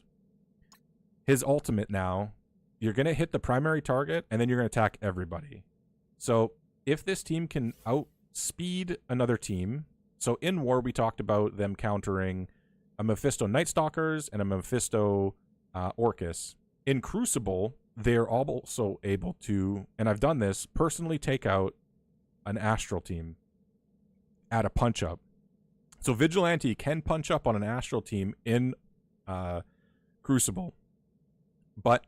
if you're going to use them as a counter in these PvP game modes, just make sure that Silver Sable is going to go first. It is very, very important that this team acts first. You skipped the war offense call out on her ult? On offense? On war offense? Alright. Stokast in chat just reminded me that Silver Sable actually has a... look at this. Look at... I forgot all of this. On war offense, if there's at least one villain enemy, apply trauma for 2 turns to all enemies, apply ability block for 2 turns to 2 random support enemies. Dude, this team, on war offense, if you can outspeed them, slaps so hard. Thanks, Stokast. Appreciate it. That's huge. Does anybody else have any war-specific abilities? I feel like the answer is no. Because I know Elektra's booty butt cheeks. Punisher is good. Yeah, I don't see anybody else having war. Well, he has his, like, military bullshit. Oh, did they take that out? Oh, no, it's still here. But it's fine. Yeah, that's it. Okay. Apoc Gear 20? Yeah, for sure, Casey. If you want to take him into the global villain node, for sure. For sure. All right, so the next part that I want to talk about the truth about the Vigilante team is we talked about raids, we talked about war, we talked about Crucible. Obviously, they're not relevant in an arena. The part that I was the most looking forward to is I was finally ready to bury one of my favorite teams over the last year, 2 years, however long they've been out for, too long now, but Spider Society. Spider Society has been a menace in this game for far too long. They're still kind of a menace. They're not bad. However, they have old stats. They've been worked out of the rotation. They're no longer needed for raids. But here's the problem. I've tried to use Vigilante in Dark Dimension, and because their raid abilities aren't counting in Dark Dimension, this team doesn't really sustain themselves. They don't do enough to actually make an impact on those nodes, where Spider Society can still clear those nodes, which is crazy to me. So what do? Do we just invest in this team until we can overpower the old Dark Dimension content? Or do we have to invest in Spider Society alongside Vigilante, even though Spider Society is not going to be used in raids anymore? It's really a question of Vigilante cannot do the high end, the late game Dark Dimensions as you unlock them. I just don't think it's possible. If you want to 2-shot or 3-shot the nodes so you don't have to invest in Spider Society, I think that's more viable. But this team is not doing to Dark Dimension what it does to raids, not even from war, not even from Crucible, because this team, Dark Dimension, makes the fights long. This team is really good at burst damage and control up front, but then their long ability cooldowns, Hitmonkey's ability of when you kill an enemy and you generate energy. Well, guess what? That's only in raids. So even if you can kill an enemy in Dark Dimension, which doesn't happen very often, you're still not going to get the energy for that. So your energy battery is turned off immediately. You may just be my new best friend. Mitch D. Thompson, welcome on in. Thanks for the follow. I appreciate it. Took out Annihilators with them, but the trick is not getting Thanos below 52 early, so avoid Thanos. Yeah, exactly. There are a lot of fights like that, Vixen, where you're trying to not push Thanos until you're ready. That's in war, though? What was that in? I'm assuming that's war. Vigilante gets destroyed in Dark Dimension 7 and 8. Gear 19, 100 good stars. Yeah, that's what I'm saying, Ronan. They're not good, and it's a problem. Yeah, to Ronan's point, Vigilante doesn't work in Dark Dimension 7 and 8, and it's a problem. And I think the community is so worried about being overpowered, that we're just not talking about this, that they're supposed to be the new city hero skill answer to these Dark Dimensions. And listen, we had the dark what was that? The dark pocket dimension, Omega, whatever it was called, and the abilities were turned on for that. So we're like, oh look, Vigilante's working. It's awesome. They're great, because those were longer fights, so they looked good in those fights because everything was turned on. And then you look at the Xavier Saga, and you're like, oh, they work in Xavier Saga, so why wouldn't they work in Dark Dimension? And then it's like, oh, they're all of their abilities, regardless. All of their restrictions, so you don't need to bring in the full squad. They have all their raid abilities. All that shit's turned on. So they appear to be really good, but then you try and use them in Dark Dimension, guess what? They don't work. Now what? Now do you have to invent... it's a whole mess, in my opinion. It's a mess that's not getting covered right now, and I don't know what the answer is. I honestly don't. If a Gear Tier 20 team can't push Dark Dimension 7 and 8 in one shot, and it's a new team, I think we have a problem. Because we're not going to get another city hero team skill for another year, maybe, right? When this team is running out of its raid life, we're not going to get another team till then. So I don't know what we're doing here, honestly. You just throw your hands up and go, I don't know. In war? Okay. Okay. Sounds good, Vixen. Appreciate the info.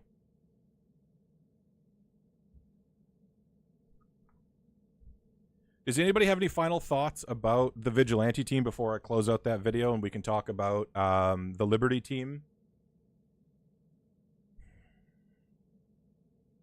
Any closing final thoughts? Because I think I've covered basically everything that I wanted to cover. I'm going to put some final thoughts in the outro, but Electra's Poo, yeah, Crabbitat, welcome on in, first time chatter. Thanks for swinging by. Electra's pretty good though. In raids, Electra slaps. Sable is hot and kills stuff. What more do you want? That's what I'm saying, man. Like Silver Sable, dude, she kills. These three, Silver Sable, Punisher, Hitmonkey, they're pretty good. What up, Pillage Knight? How you doing? Can you recap the teams that counter in war? For sure. They counter... So it's been reported that they counter Orcus Mephisto, and they counter... And these are punch-ups. So your team can be smaller. They counter Orcus Mephisto, and they counter Night Stalker Mephisto. And they counter Annihilators, but you have to be careful when you're pushing Thanos Endgame. Need to go to sleep. I have 7 hours or so or more than you. All right, have a good night, Remy. Thanks for hanging out. Appreciate it. Welcome in, though, Pillage Knight. General Mar, Hitmonkey, best monkey. Hitmonkey, only monkey, therefore best monkey. But if there was another monkey, fuck that monkey. Hitmonkey's best monkey. Car Madash, welcome on in. First time. Hey, how are you? I'm not usually this big. I'm doing it for a YouTube video. Unsure if you've covered it. What's the lowest you'd have your Vigilante at for D5 and raids? That's a good question. I would probably guess around 2.5 million to like difficulty 5. I'd say probably around 3 mil. Like 2.5 to 3 mil probably. Like 2.5 is pushing it. If you're going to manually play it, you can probably do 3 mil. Or 2 point... Yeah, you can probably do... I don't know. I'd say 2.5 to 3 mil. Like, gear tier... Like, level 100, G19, Purple ISO 3, diamonds on these two, you know. They're going to be better than Spider Society pretty quickly, honestly. Like, yeah, I think level 100, G19 would be okay. But that's not tested. This is me theorizing. I strapped a rocket to this team, and I leveled them up super far, right? What difficulty, Ronan?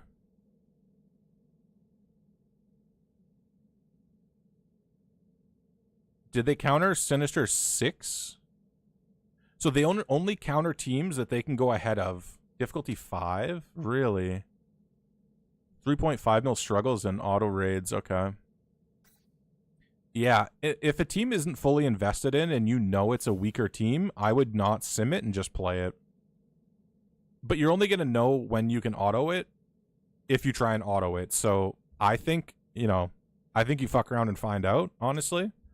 At least one time, because you got heals for a reason, right? I got no more energy. And my team is huge. My new best friend. My team's like 5 point some million. And the second note is, dude, I don't have any troubles. I've never had troubles with Vigilante and raids.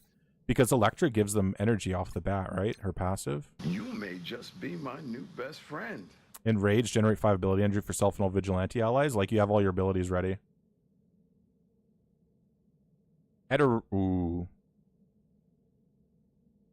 Eterentaria, welcome on in. Car Madash, welcome on in as well.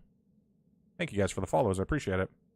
You're one shard off unlocking Hitmonkey. I'll be 105 G19 per ISO 3. Minus Electra. She's level 100. Electra's good, though. Electra's good in raids. She's worth investing in for raids and her single target damage. They need to be steered. Until the stars? That makes sense, Ronan. Yeah.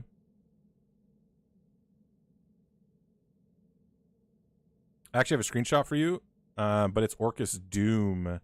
That's okay. If it's Orcus Doom, that's okay. If you want to join the Discord, you can send it to me there. If not, like, I wouldn't worry about it too much because Orcus Doom isn't like you can counter that with Night Stalkers, right? I'm just supposed to have opened 13 hit monkey orbs and 1 path to orb, and I still need 8. Jesus, that's such bad RNG, dude. Those orbs are super ass cheeks, though.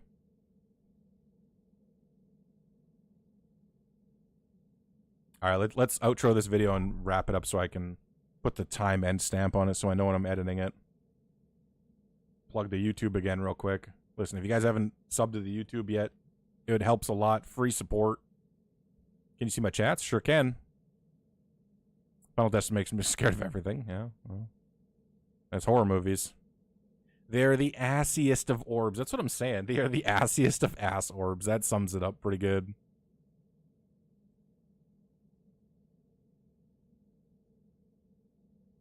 All right, everybody. So that, to me, is the truth of the Vigilante team. In summary, I think they are raid gods. You still have to invest in them quite high. As people are reporting in difficulty 5, a 3.5 million team struggles to auto. A 5.5 million team on the second node struggles to auto. So it's still, with low stars, I think this team, as most teams, are probably going to be shaky until we get them up to the 5 yellow, 5 red. And then we hit that point where, you know, anything can auto sort of thing. But make sure that you monitor your team power, auto it, find out. Does it fail? Well, use some raid heals, play it manually, and then you know when you have to invest in your team or you don't. This team is pretty good in war. They're adequate in Crucible. It's just important that you go first in those 2 game modes. Outside of that, Dark Dimensions, I want to recommend this team because I love this team. I love the characters in this team. Hitmonkey's amazing. Punisher is one of my favorite Marvel characters. Daredevil Mustard is also pretty cool. Silver Sable's a beast. Elektra does her single target damage. Like, I like the makeup of this team, but it's just missing something in Dark Dimensions. It's missing that survivability. And I think that's a problem. So decide for yourself. Take them into Dark Dimension, play around with them, see how it works, and come to your own conclusion, because I don't want to invest in Spider Society, and I don't want to tell you guys to invest into Spider Society. I don't think it's worth it. I think Vigilante is worth it. But if they don't work in Dark Dimension, once again, that's a problem. Anyway, that's the truth about Vigilantes. Thank you guys for checking out the video. Make sure you guys like, subscribe, and check out these other videos. Thank you guys for hanging out, and I'll see you in the next video. Eat it. Eat it, nerds. All right, we talked about Vigilante. You may just be my new best friend. Bro, ooh, God. Bro? Bimmin Kenobi? Bro Bimmin Kenobi. Thanks for the follow, I appreciate it. Oh, that's the saga sheet. So, MSF.GG, thank you, Ronan. MSF.GG released their Xavier Saga Planner. And it's okay, honestly. Having looked at it, it's okay. If you guys click on that Saga link, it's basically to help you guys plan the Xavier Saga, your G20 gear journey, let's call it. It'll take you to this sheet. Just go up to File and hit Make a Copy, and it'll make a copy locally, and you guys can edit it for yourselves, put in what characters you want to put in. But basically, it's broken down by section, and you can enter whatever character you want here. So whatever characters you do end up putting in here, it'll calculate the gear for you, and it'll do that for all of them, even the uniques, the mini uniques, all of that goodness. And then you can see here at the bottom what you need in total. You can put in how many you have, you can see the difference, you can see how your balance looks, etc., etc. If you guys want this sheet and want to check it out, feel free to click on that link, make a copy locally, and go hard. I created this sheet, but Stokecast helped heavily optimize it. It's a meeting of two minds, this sheet. It's a brain, just like a little brain baby of ours. It's good, though. It helps a lot. That's all. That's my little plug. All right, let's look at Liberty.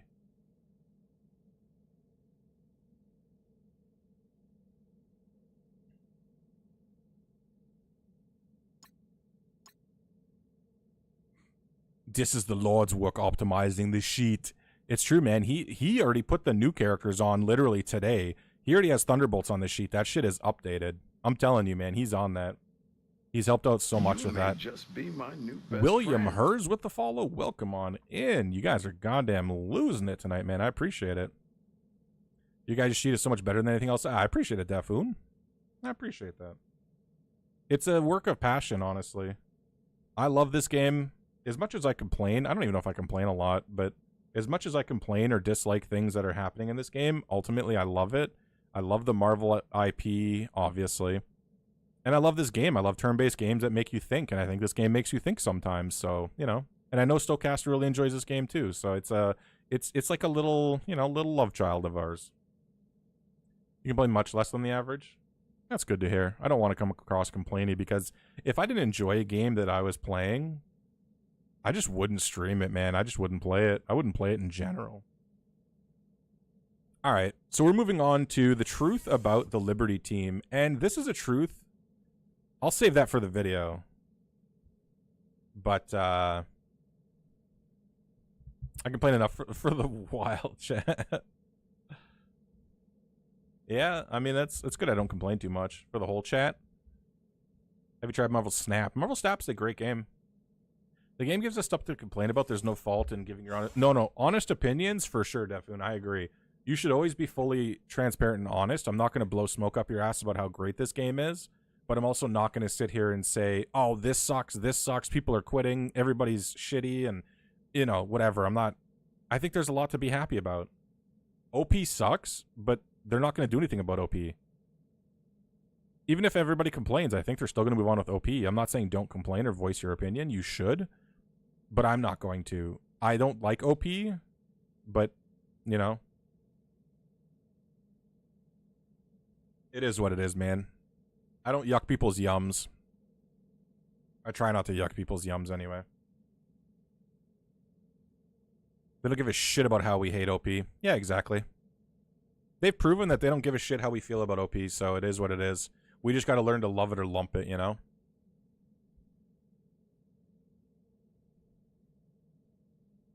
For a quick OP rant, OP changes the game quite a bit. And it's only one level that's implemented right now, so it's going to change the game even more.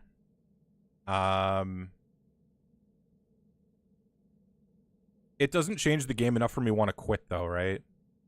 Team counters change. Certain teams don't work anymore. You need to invest more into teams. Exactly. We just need to learn and adapt to OP. That's exactly it. And it's not fun, and it's not good, and I'm not saying that's okay. But that's my path forward of just understanding that OP sucks, adapting to it, and moving on and enjoying the parts that I do enjoy in this game. They only listen to people who pay? I don't even know if they do that, honestly, General Mar. I honestly don't even know if they do that.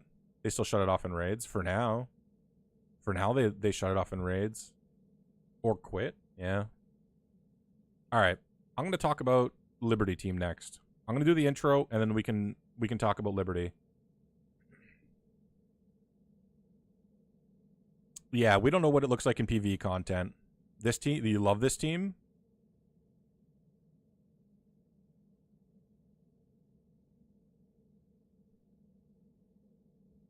Oh, I didn't mark the end of that last. God damn it, I suck.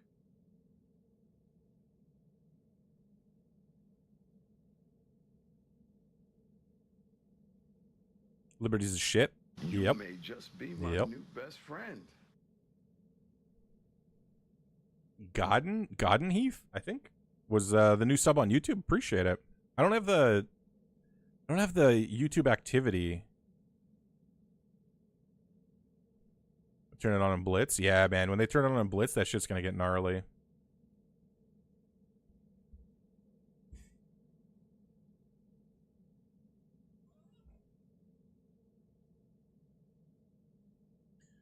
All right, welcome on in, everybody. This is the truth about the Liberty Team video. In this video, I want to talk about Liberty and its impact to the game. This is a premier war team. I want to talk about their influence outside of war, in war, how they work in this entire game. Let's talk about it.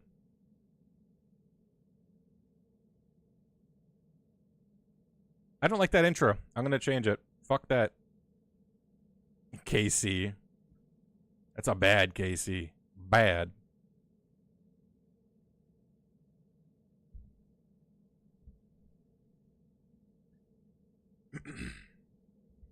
Somebody redeemed a hydrate like 2 hours ago. Cheers to you.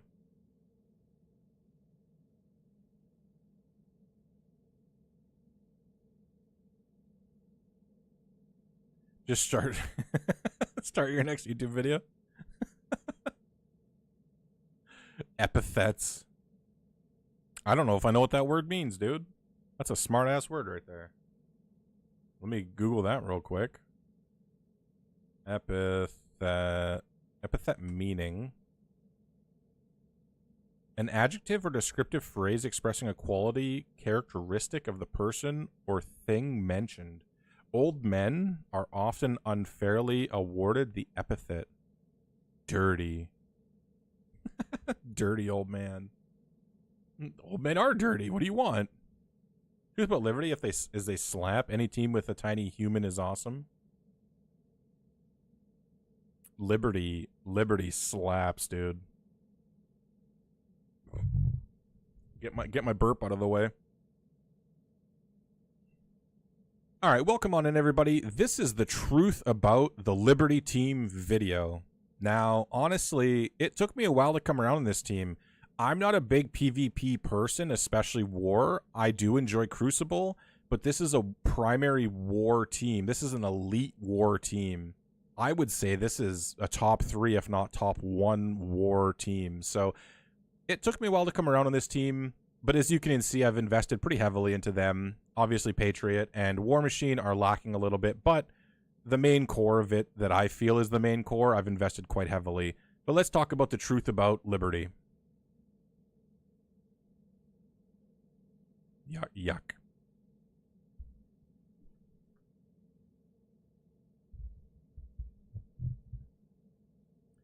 All right, and the truth about Liberty in War is they are the Apex War team. They're going to beat most, if not all, War defense teams. You just have to have them built up correctly, T4s, you know, etc., that sort of thing. Investment. Your team has to be invested in. But they are an Apex War team. So I'd be pretty confident taking them into most matchups. Obviously, my War Machine doesn't have any overpowered on them. I'm still working on them very slowly, but the main core 3 I've invested in, and I have no regrets about that.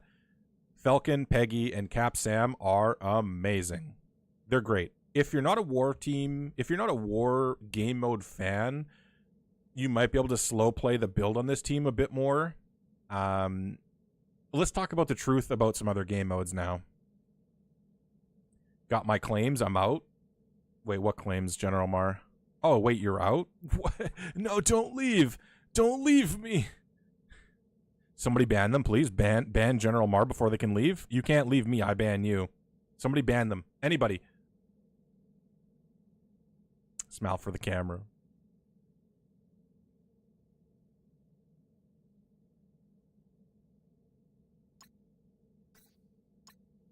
Because I'm pretty sure, yeah, in War, like, she stops the...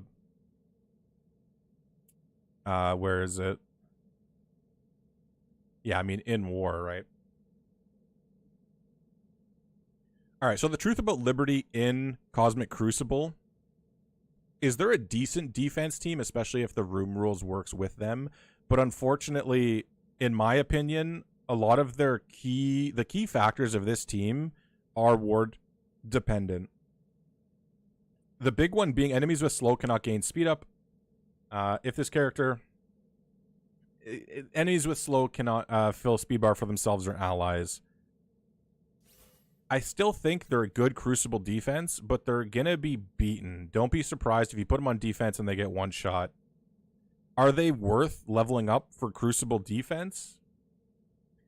You got to ask yourself how many game modes you're using them across. If you're using them in War and you love War, invest in them. If you love them for Crucible, I think there's better options out there for defense, but they're not a bad defensive team, in my opinion. I've beaten Liberty teams before in one shot, so to me, it's not that impressive of a defensive team, but it does work sometimes.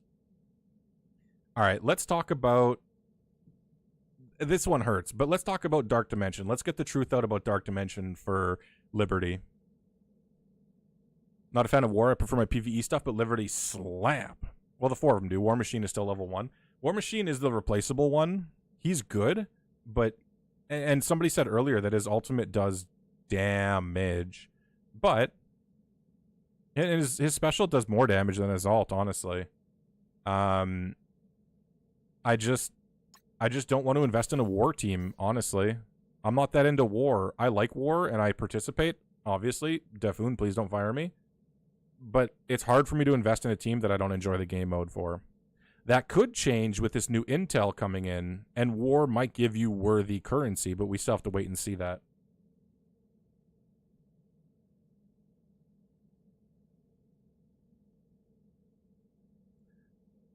All right, everybody, this is the part that I'm dreading of this video, because up to this point, Liberty has been pretty positive. I enjoy the characters. The team is fun to play.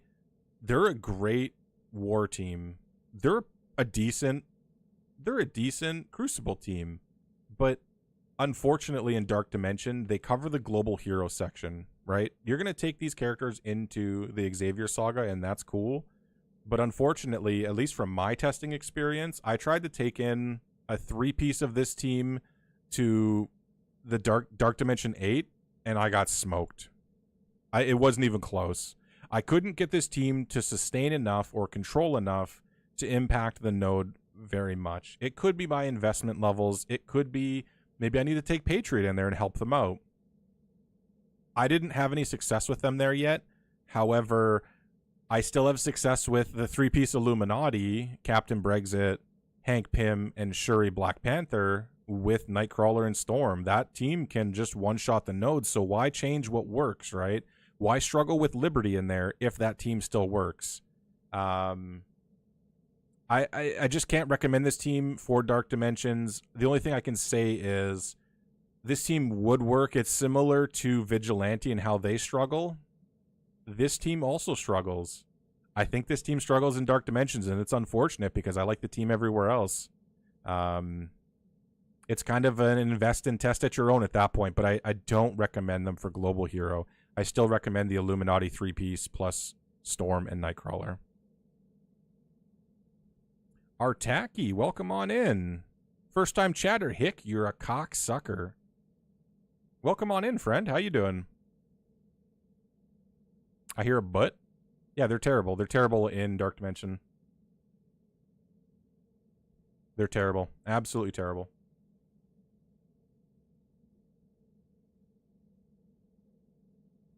All right, let's do the outro to this video. This video is not going to be long. It's unfortunate because I think they're a great team, but there is a huge add-on for that team. Is he, though? Like, I understand he does damage, and I've T4'd a lot of his shit, but is he... Does he make or break the team, though, is my point. I get that he's great, and he's great in war, yada yada, but is he make or break the team great? And I don't know that yet. That team is all about the taunts.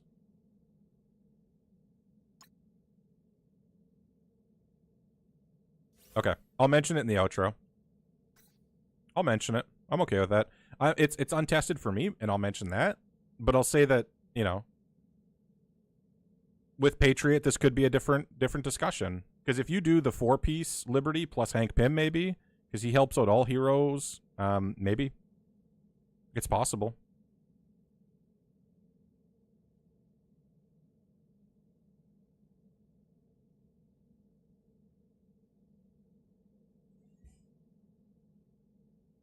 It's breaking through their taunt characters and doesn't allow any dodges. Yeah, I mean, Patriot definitely is worth it.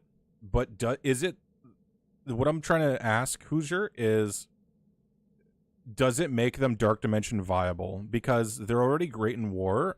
They don't need to be better for me in war. In my brain, they're already a 10 out of 10.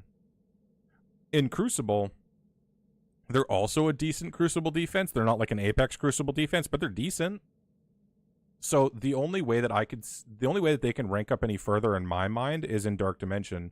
And if Patriot makes that makes up that difference, right? If Patriot's that good and he just makes them Dark Dimension viable, I guess so, but I just don't think that's what it is. Personally, again, untested, that's just my opinion, not fact. It's basically a pre-taunt / mef counter. Yeah, I mean, they slap in war. They destroy. It's purely on who they face in Dark Dimension. I haven't played one in a while. It's Dark Dimension 8. I think I was on the first node. I think it was all the Sentinel node, and I couldn't do it. I just couldn't get them to work.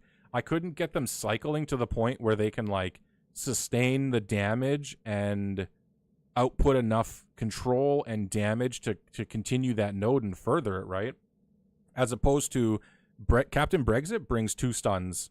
Shuri brings, what, 2 ability blocks? Hank brings all of his healing and all the shit he does on his ultimate, like, and then Nightcrawler's turn meter, Storm does huge. It's just like, this team can't do all of that. They just can't. They've shown value to myself from current skill nodes before having full Vigilante. On what? Mad Ash, Dark Dimension, what? Again, I'm not saying factually they don't work in Dark Dimension. I'm just saying in theory from what I've tested, which is only the big 3, they don't work. Maybe adding Patriot does help. And I'll mention that, but I just don't know. That's the node I would think I would want to try them on. I think it's a good test, Hoosier. It's a good power test, right? I'll mention that in the video too. Let's do the outro before I forget everything. All right, everybody. That concludes the truth about the Liberty team. I really like this team, and I'm pulling for this team. It took a while to get me on Team Liberty, but now I'm here, and I fully back this team. They're a great team for a game mode that I don't really enjoy, so it must say how much I really do enjoy this team. In Dark Dimension, I mentioned that that's their weak spot, that they try to cover that hero global section, but I think they fall short. However, my testing was only with the big 3. I didn't include Patriot in that testing, and he could be, because of the way he applies taunt and all of his damage and whatnot, he could be what helps push that team over in Dark Dimension. So, what I'm saying isn't factual, it's just based off my personal experience. If you have the 4-piece working in Dark Dimension, let me know down below. Tell me that they work. Tell me what your team is for Global Hero with Liberty, because I couldn't get them to work. A good benchmark for this team for Dark Dimension is Dark Dimension 8, the Sentinel node. If you've been there, you know which node I'm talking about, because it's not easy. But if this team can succeed with the 4-piece plus, let's say, Hank Pym or Nightcrawler, whatever it would be, maybe even the 5-piece, that would be amazing, and I'd love to put that stamp of approval on this team. But that does it for the truth about the Liberty team. Thank you guys for hanging out with this video. I do appreciate it. Make sure you like, comment, subscribe down below. Nope, comment down below, subscribe. Let me know your guys' thoughts, your encompassing thoughts on this team, because I think it's an interesting team. Anyway, I'll see you guys in the next video. Bye for now. Oh, on the raid nodes. Yeah, they do enough. So that's the thing. I like to differentiate. Let me shrink myself because I'm huge. You may just be my new best friend. I like to differentiate. Timestamp. Mad Ash, you are a goddamn savior. I didn't even... Oh my god, you're a savior. Somebody promote this person. Jesus. Jesus, you're amazing. Platinum Godfather, welcome on in. Thank you, guys. I like to look at teams in the way, especially for PvE content, because I'm a big PvE content fan. Is it a quick PvE game mode like Raid, where you can do a bunch of burst damage and you don't have to sustain? You don't have to worry about, how does this team take punches? It gives punches really nicely, but how does it take punches, right? And then in Dark Dimension, it flips that formula. They go, I don't give a shit how much damage you do. I don't care about all these debuffs. We're just going to outlast you. And their damage, because their damage is insane, their damage plus their health bar is going to out-sustain your team. So it's hard to find that balance of, like, a team that can do enough damage, control enough, and yet sustain in Dark Dimension. It's like a rare unicorn, in my opinion. That's why I think Dark Dimension's so interesting, because there's no other content in the game like it, right? I love Dark Dimension. I loved the Fallen Dimension Omega version. So those are 2 videos that should come out probably later this week. I got a video coming out tomorrow, and then I got to edit these a little bit, so but we'll see. Dude, where are my payouts? Where are my payouts for the mutant event? All right, what are we looking at for war? What are we looking at? It's so funny because I was so against the Liberty team when they came out. They had that event, and I was like, dude, they're dog shit. I don't like this team. I don't like war. I don't want to invest in them. And then that event came out, and I started investing in them. And Ronin the whole time, Midnight Ronin was like, dude, this team is sick. Invest in them. Patriot is awesome. And I'm like, bro, I don't want to hear it. I don't want to hear it. They suck. Get away from me. And I was wrong. I was super wrong. Ronin was definitely right on that one for sure. Nothing is marked, so I don't know where to attack in war. I'm just going to leave it for now. Random question. Any characters you've built for whatever reason and regret now? The problem with regretting now is I have so many resources saved and built up that I don't necessarily regret any characters because I have a very focused high-end roster. Apocalypse a 20 for sure. If you're taking him into the global villain section, yeah, Casey. Because if you're doing Orcus APOC, easy take him to 20.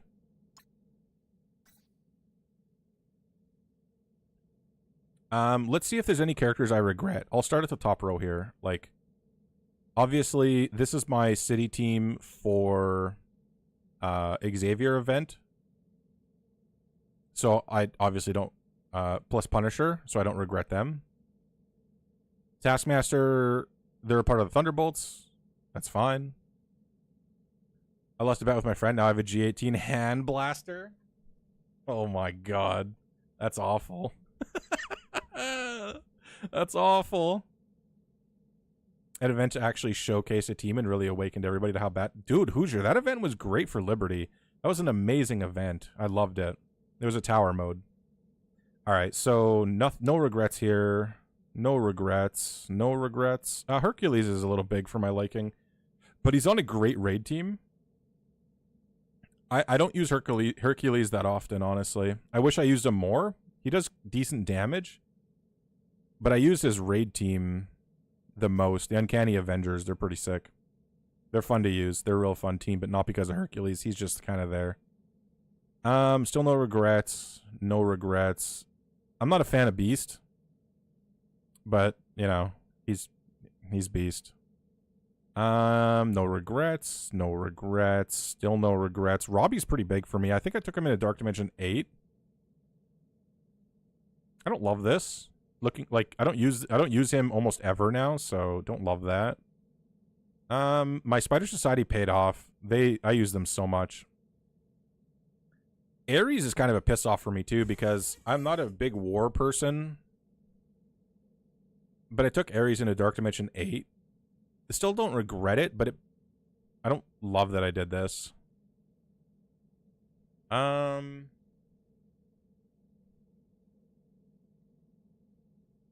Eternals, again, I don't love that I took them into Dark Dimension 8, but they worked, and it was fine. I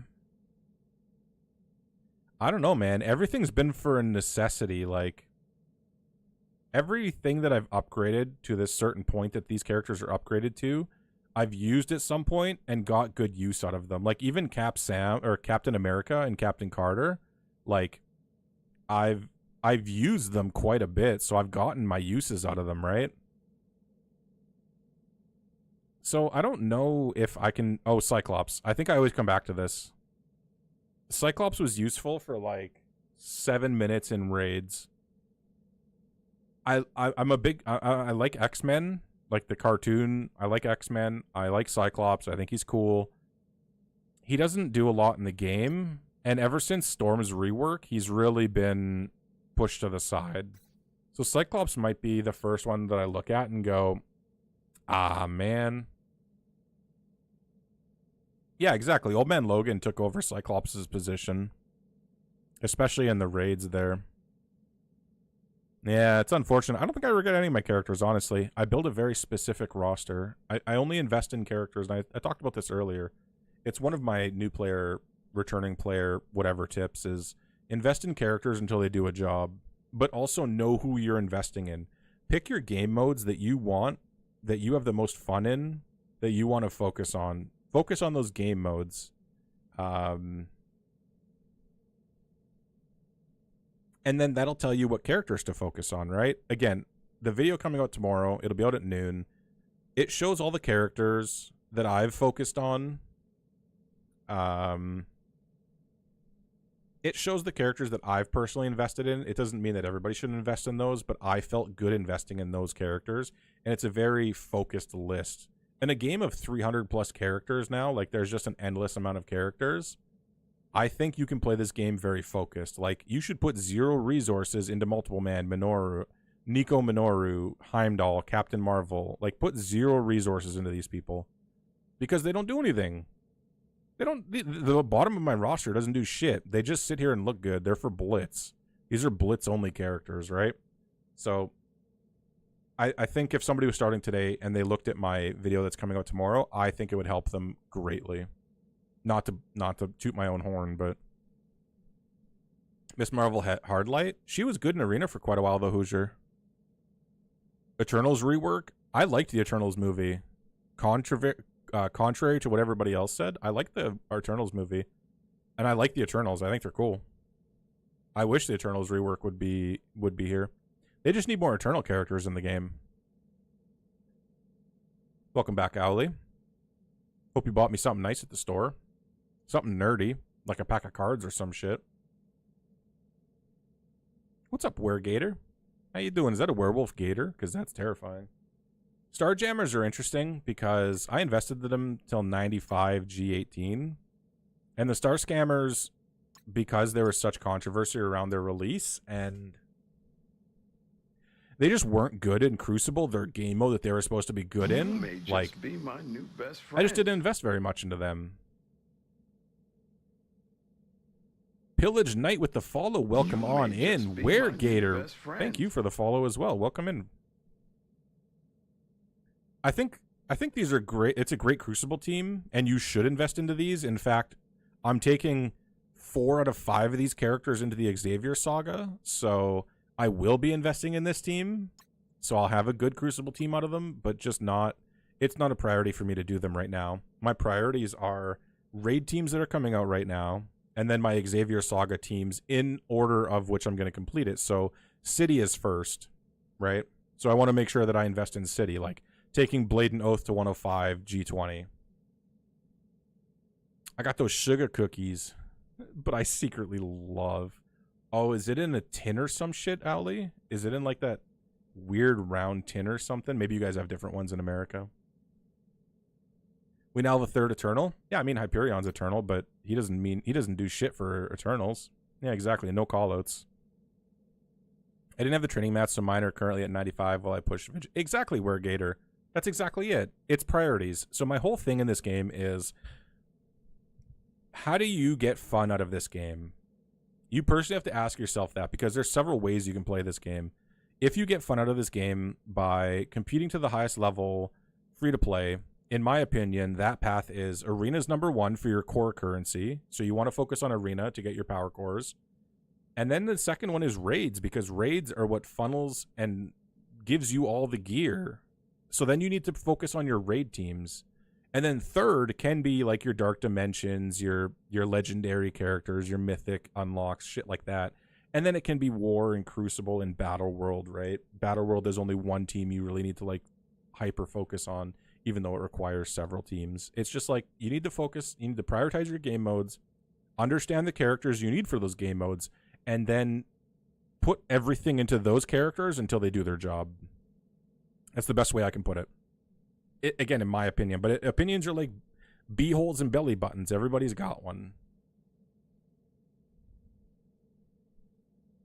Hyperion looks like Henry Danger to me. This character, he looks doofy.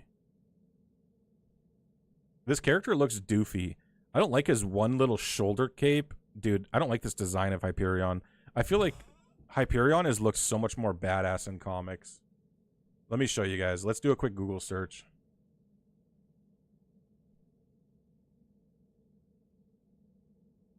Let me bring you guys over. Look at this shit. Look at this Hyperion. He looks pretty cool. All right, he looks pretty basic there, but he looks pretty cool. Is this Hyperion? Dude, for real? Like, that's crazy. Even this version, this is the version we got, but he has two arm capes. I don't know why. I don't know why we got like a this version. Why'd we get the 1942 version of Hyperion? I'm just saying, I'm not complaining. I still think he's cool. I just think we got the worst version of that character. Like, look at this cover. This is a crazy cover. But he's got two shoulder straps, and he looks a little bit different. He doesn't have like his weird Robin mask on or whatever. Can I close this, please? Holy shit. I don't know. Hyperion looks good. He's going to be good in game. It's not my favorite. It's not my favorite. This is the Hyperion we got in the game for some reason. I don't know what the hell. Slap a mask on him, we're good to go. It's like this plus that other version, this version. Anyway, he's fine. He's fine. Listen, he's cool. He kind of looks like Wonder Boy or some shit.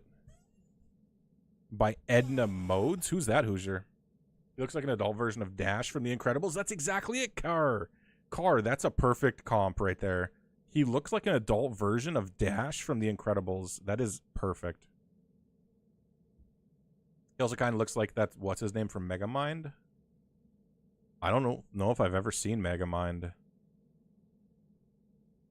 95 with recommended T4s. Seems to hit minimum necessary for where I'm at in Crucible.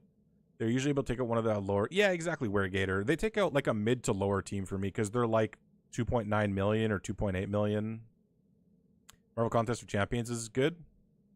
Yeah, that game's cool. Not my style of game, but it's cool.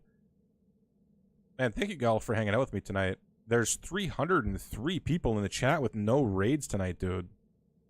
Y'all are amazing. I appreciate you guys hanging out.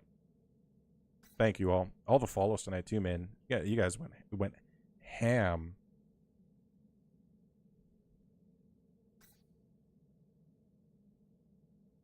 From The Incredibles, she's a suit designer. You may just be my new best He does kind friend. of look like Syndrome. Oh, dude, I don't know who that is. I gotta Google it now. Megamind Syndrome?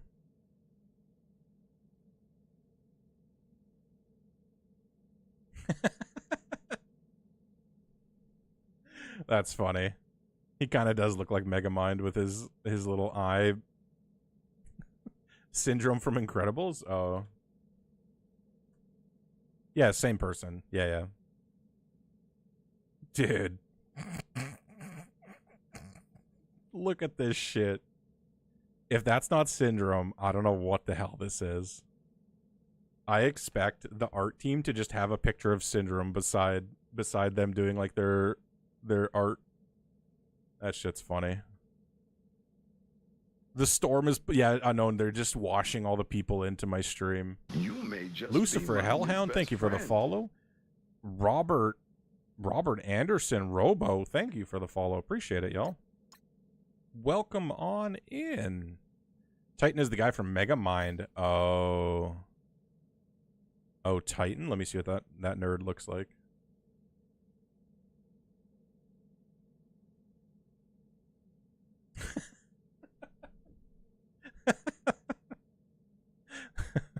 A different look, but same feeling. This picture is the feeling I get from Hyperion that we got in game.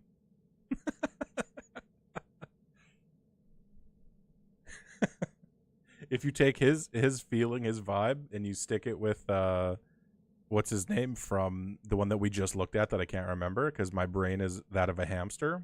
Syndrome. Perfect. You may just be my new Absolute best friend. perfection. I'm Batman, man.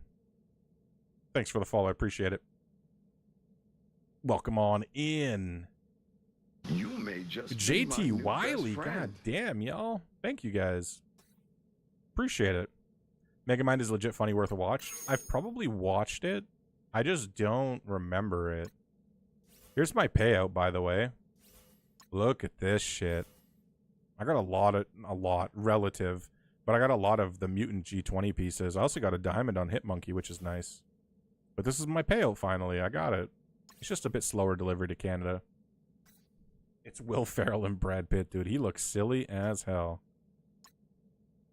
Something about him. I don't know what it is. He just looks... I don't know, man. It's really the cape, I think, that does it for me. It looks like a kid's cape. Like, he stole it from a kid. We had to pay a tariff to get... Ooh. You want to talk about somebody that looks insane? Look no further than Quasar, man. This dude... This guy looks so badass. He looks like a villain, but he's a hero. Quasar's design, they killed it. Get 2 path orbs from my raids ending in 10 minutes. Can I get some good luck? Oh, Car, I got 100 million from my gold orb. I'm giving you all the rest of my luck. You can have it. You need 1 hit monkey shard. I believe in you. Listen, can I open one and take your bad luck? Let me see if I can siphon your bad luck real quick. All right, I got you. This silver sable orb is going to be nothing. It's going to be garbage so you can succeed. I'll fall so you can run. Watch this. Boom. There you go. Get your 1 hit monkey shard. That's it. Let me get some more Daredevil in here. All right, more garbage. There you go. There you go. Go get your orb. Looks like Homelander from The Boys. What's up, Dono? Quasar? Kind of, yeah. Yeah, kinda.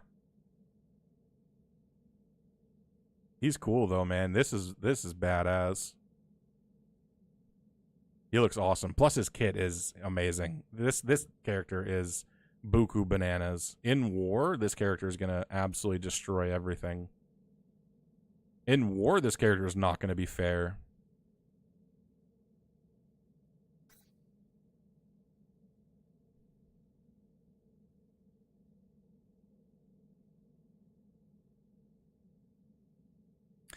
Okay, what do we got going on here?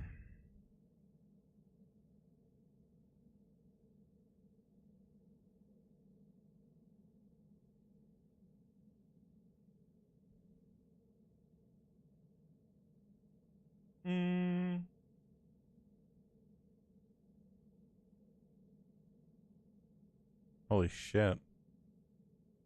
Oh, I see what's happening.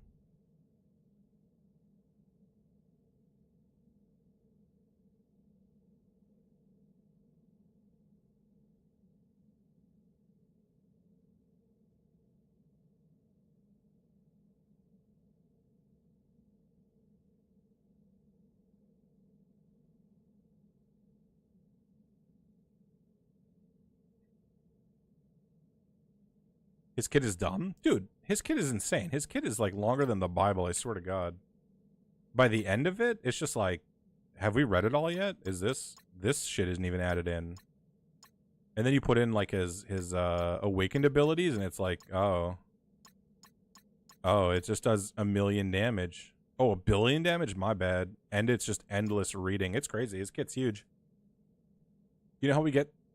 Wait, which redeem codes? Beernack Pro... Oh, God, that's a name. First time chatter, though. Welcome to the stream. Bare Naked... Paustro? Bare Naki Paustro? I'm not sure what... I'm going to call you Paustro. I'm not sure which codes are you referring to. There's a new code, Yelena. If you just go to the website and type it in the player gift section, Yelena will give you free stuff. Oh, how to get redeem codes. Let me give you a website real quick. This website has all the redeem codes. Shit, what's it called?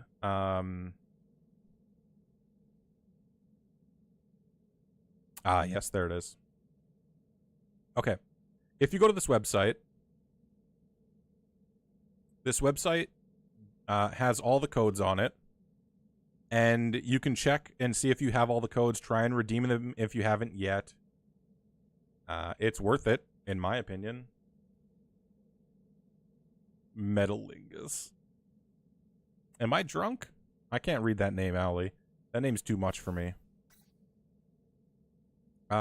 Shit. Oh, right. Okay. Alright, so we're going to raid over to OG Diamond Dave. If you guys don't know OG Diamond Dave yet, you're about to find out. He's an awesome MSF streamer, great streamer in general. Go over there, show him some support, hang out with him. Listen, if you like what you see, throw him a follow. It's great.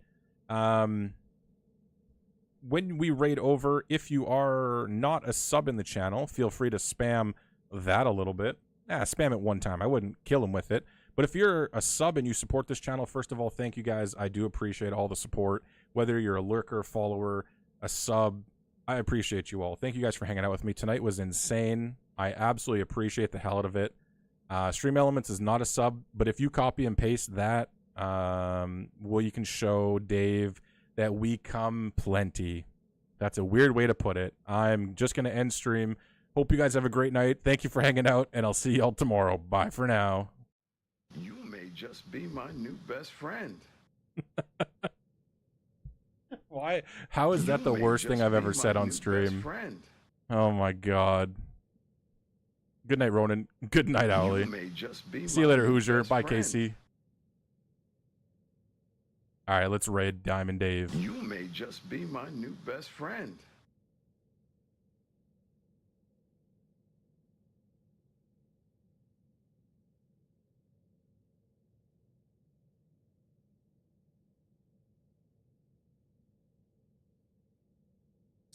We should be getting overpowered.